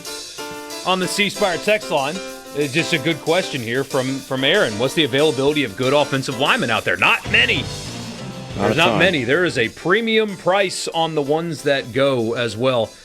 Couch this as a rumor for right now. I have not been able to verify it, so I probably shouldn't even say it, but you guys come here to learn things. As I understand it, if Harper were to enter the portal and go somewhere else, there would be some kind of buyout attached. That is what somebody told me during the break. I have not been able to verify it independently yet. It may not be true. I don't know, but that apparently is a thing. So we shall see. Anyway, we also had this weekend the opportunity for Mississippi State basketball to capture its fan base. And, they're not dead yet, all that stuff, but significant missed opportunity to do that this weekend in Rupp. Just played poorly, in a game where if you watched it, they got off to a great start. They looked really good in the opening, 6-7 minutes. And there's a spot, and I talked about this on the podcast, where they were up 11 with the ball, chance to go up 13 or 14, and then they have back-to-back turnovers, and now all of a sudden it's a 7-point game. And from there, Kentucky just kind of took off. And Kentucky struggled a lot this year, but that's still a super, super talented roster with guys all over who can play. And nobody helped Hubbard. Hubbard had his 20 points, but Chor was the double-double, which he's playing really well right now. But State has to have Epps and McGee show up. The guards are what drive this team. And if you're not going to get double digits out of at least one of those guys, you're probably not going to win very many games for Mississippi State. So not a great game. Now they got to play Alabama tomorrow night, the team that Chris Jans has never beaten. And, the team that averages 93 points per game should be, the games. So Jans is 0-7 against them. They played once in the SEC tournament, and they've played, obviously, home and away every year he's been there. He was close his first year in Tuscaloosa, but all of the games here in Starkville have been close. The games in Tuscaloosa, or the neutral site, by and large, have been blowouts. So could be a close game. State. We all remember last year, Keyshawn Murphy a chance to give State the lead, and he ends up missing a layup, and it gets away from the Bulldogs in the closing moments. I don't know what's going to happen in this game. State just needs to be 1-1 this week. If they beat Alabama, they can lose to Ole Miss. If they lose to Alabama, they need to beat Ole Miss. Just be 1-1, and you can keep whatever faint flicker you have of postseason play available to you. I know in 2 weeks would probably just go ahead and douse that flame, but they got to find a way to win one of these two games this week. Ole Miss at home, that does help when it comes to especially the historical data of this rivalry. But yeah, they got to go get that one. I assume the crowd will be pretty good too, regardless of the midweek result, right? I mean, there's another opportunity to students to grab are back. People again. Students are back here in Starkville. 8:00 tip, so should be a decent crowd. Yeah, I would expect a big crowd Saturday, obviously, with Ole Miss coming in for a 7:30 tip. But we'll see. We'll just have to wait and see. It was disappointing to watch them the way they played the first 10 minutes, and they were in complete control. They looked really good, and then when they gave it away quick. It went from a 10-point, 11-point lead to a 1-point lead to a 6-point deficit, and then it just started barreling downhill for Mississippi State. Somebody on the text line just simply wondering, what is the deal with State and Kentucky? Why can't they just, what is it? Never beat Calipari in the regular season. Haven't beaten Kentucky in the regular season in 20 some odd years. I don't know the answer. I wish I did. It's just one of those things. Just a mental block or something. It really is. I mean, State's got one with Alabama right now. I mean, they can't. Jans cannot beat Nate Oates. He can't do it. In Oxford, Ole Miss got a 76-69 win over Missouri. Nice. What happened? So I was kind of that game and the NFL game, and Missouri was up like double digits early in the first half, were they not? And Ole Miss they played well. I was wondering what happened. Ole Miss did a lot of things right. They made outside shots, but Malik Dia was awesome. One of the best games that he's played at Ole Miss. He was 8 of 17 from the field, made 2 of his 3 threes, but he had 11 boards mixed in there and 3 blocks. I mean, he was physical, assertive.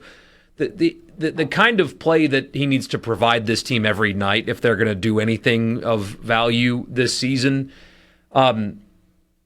I think he and Storr are probably their best, like, pure basketball players in terms of, like, ceiling and ability and stuff like that. They were both really good.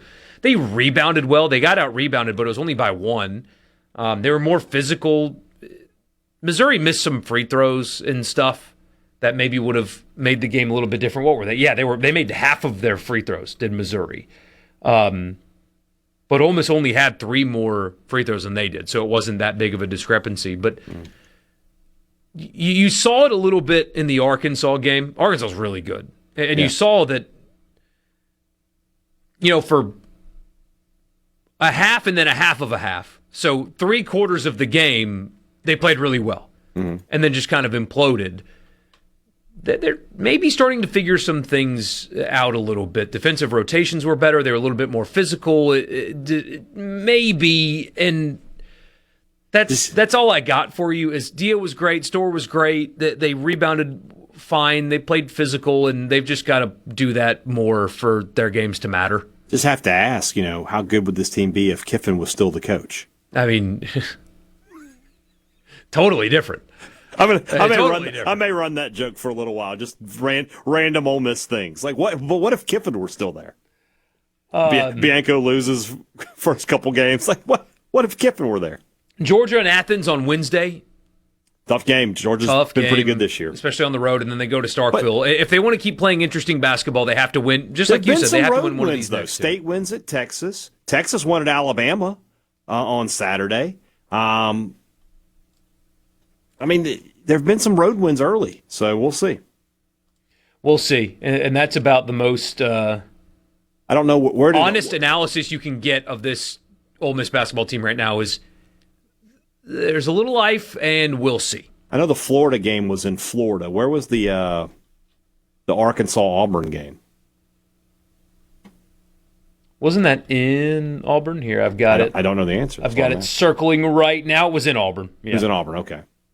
Yeah, so LSU lost at Vanderbilt. Vanderbilt good, by the way. Undefeated are the Commodores right now. They're really weird. Like, they're top 5 in every metric, but they're 10th in the AP poll. Like, nobody believes in them. Nobody believes in them at all. So, and I get it. Like, I could see a time where they lose like 4 or 5 in a row, or 5 out of 6 or something, just because they're not so much more talented than everybody else. Yeah.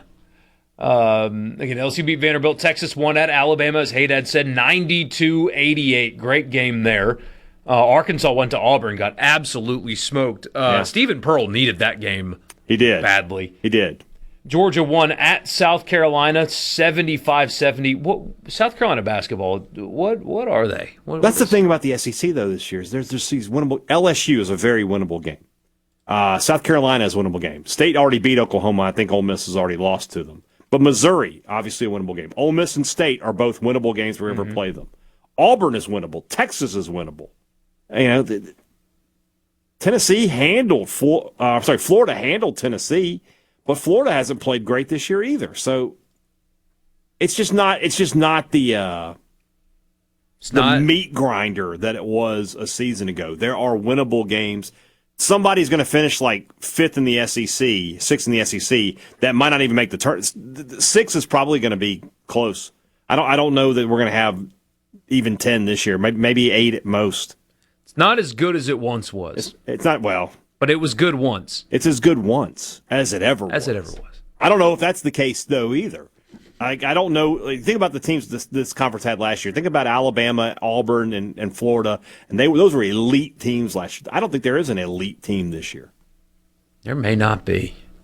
There may not be. So Hadad and I talked before the show, by the way. State fans, I know that you have been absolutely just locked in, excited, ready for baseball. We are going to start talking baseball tomorrow. That is our promise to you. There's still a month until the season begins. We're 30 days out, or however many days. It's the 13th of February is opening day. So let's talk about Mississippi State. Let's talk about Ole Miss. Let's talk about Southern Mississippi. And the ranked Golden Eagles to start the season. They are ranked. I mean, that's no surprise. No. That's the most. That is legitimately maybe the most consistent program in America. You know what that is? That is brand bias that is correctly applied. Southern Miss getting ranked in the preseason is just what you should do, and it's the right thing to do. Yeah. It's not like Notre Dame getting ranked when they don't belong or whatever. No, ranking Southern Miss in preseason baseball, yes, they are going to be one of the 25 best teams in college baseball this year. No question. Slap them on there, and you're good to go. Yeah, I have no concerns. Do they host? We'll get to that discussion when we get there, but we'll see. Preseason ranked? Yeah. Easy call. Sports Talk Mississippi will wrap the show up with you next.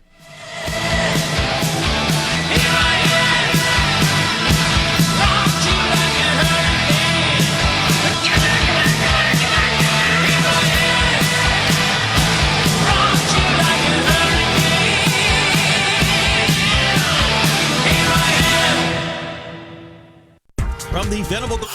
I listen to it at work. Sports Talk Mississippi. Sports Talk Mississippi on Super Talk Mississippi. Did you get that memo? Yes, sir.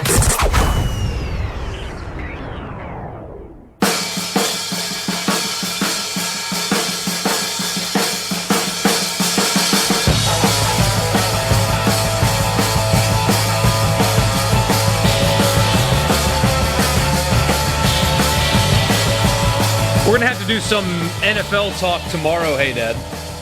Yeah.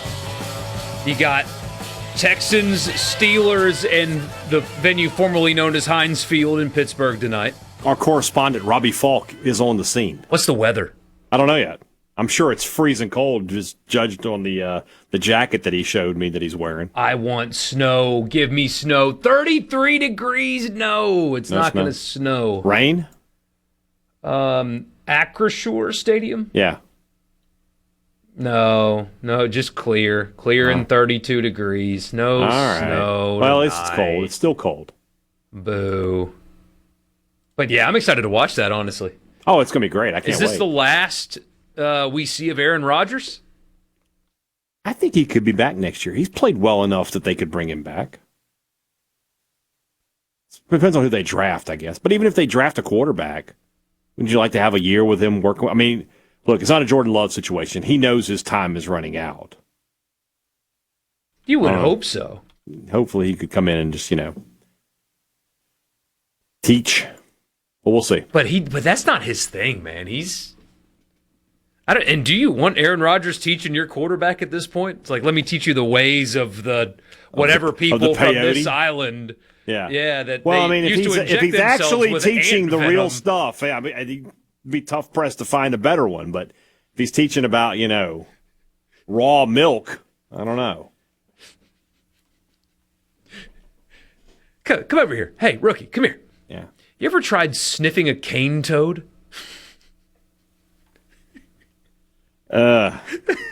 See, I just inject the Gila monster venom right into my leg. That's what keeps me fresh. Oh, man. Well, one day the Saints will get back to playoff football, and I will go, because their playoff football is just incredible. I am so jealous of Robbie right now. If they win, we might need, and especially if they win in the same way that 4 of the 5 games that have been played this weekend went down, we might need to get him on the phone tomorrow. We'll see what we can do. I don't know what his flight situation is. So. I mean, he could talk in the airport. Give us a little people watching. I'm sure he could, yeah. I did an interview with a guy on Thursday. He was sitting in the Detroit airport. It's like, what can you do? I've been there. Yeah. Been to the Detroit airport. Lots of snow on the ground. That freaked me out. Taking off when it was snowing. I did not like that. Yeah. Did not like that at all. No, I would not like that one bit. What do you think we're talking about this time tomorrow? What do you think the news of tomorrow is? Anything significant? So I'm sure the portal will continue to churn. There will be Ole Miss portal news Harper, by this time tomorrow. Maybe this Devin Harper situation will have a little bit more clarity. I'm sure we'll be talking about Chambliss. Yeah, and of course, like I said, we got baseball and we got basketball tomorrow too. So, State Alabama is tomorrow. Is Ole Miss tomorrow or are they Wednesday? Wednesday. Okay. Yep. Yeah, plenty to talk about on a Tuesday. Plus, we got Line Tuesday. Just Tuesday. I mean, we could go over the NFL lines. Yeah, we definitely can do that. We'll do that too. Yeah, because the playoffs have been awesome.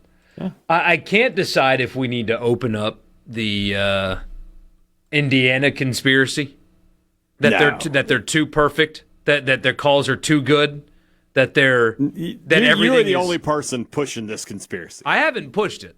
I'm just saying, nobody else is talking about this. I haven't seen anything online. You haven't seen? Hey, Dad, it's everywhere. No, I haven't seen it. It's everywhere. Granted, people are talking about it. My Twitter feed is very pro-Indiana. Even I follow all these ex-Hoosiers that have worked here. Even the Bear from Fox was like, wow. And Bud Elliott even did the, wow, Indiana's got the right call for everything. I don't want that to be true. We're just so cynical. Yeah. I don't want it to be true. I don't think it's true. I want Cignetti to be just this old school. He doesn't have a GM. Yeah. He does his own player personnel. It's him. Well, there you go. He controls it all. They practice probably the least amount of any team in the country. It is all walkthrough and film work. What'd they say? 6 hours a week is what they actually have pads on and are practicing on the field. I think it's 6 hours a week. And that's all just like, sharpening. Just doing drills and stuff like that, staying sharp. And otherwise, it's all mental. Yeah. I mean, what is it? 90% of the game is half mental. Indiana is good for college football. I agree. It's really good for college football that somebody like them is in this position. I agree with that. And I mean, I'll be honest with you. I agree that Miami, coming back and being part of the U, the football was better back then when the U was a good team. So we shall see. All right, tomorrow, college baseball. We will talk about it 30 days out from opening day. Plus, as Borkey said, we'll do some lines. Plenty of portal news between State, Ole Miss, and Southern Mississippi to talk about as well. Southern Mississippi, if you're listening, announce your guys so we can keep up with them. And we'll be happy to talk about him. For Michael Borkey and for Rhino, who just snuck in there if you're watching on SuperTalk TV, I'm Brian Hadad. We'll talk to you again tomorrow. Sports Talk Mississippi.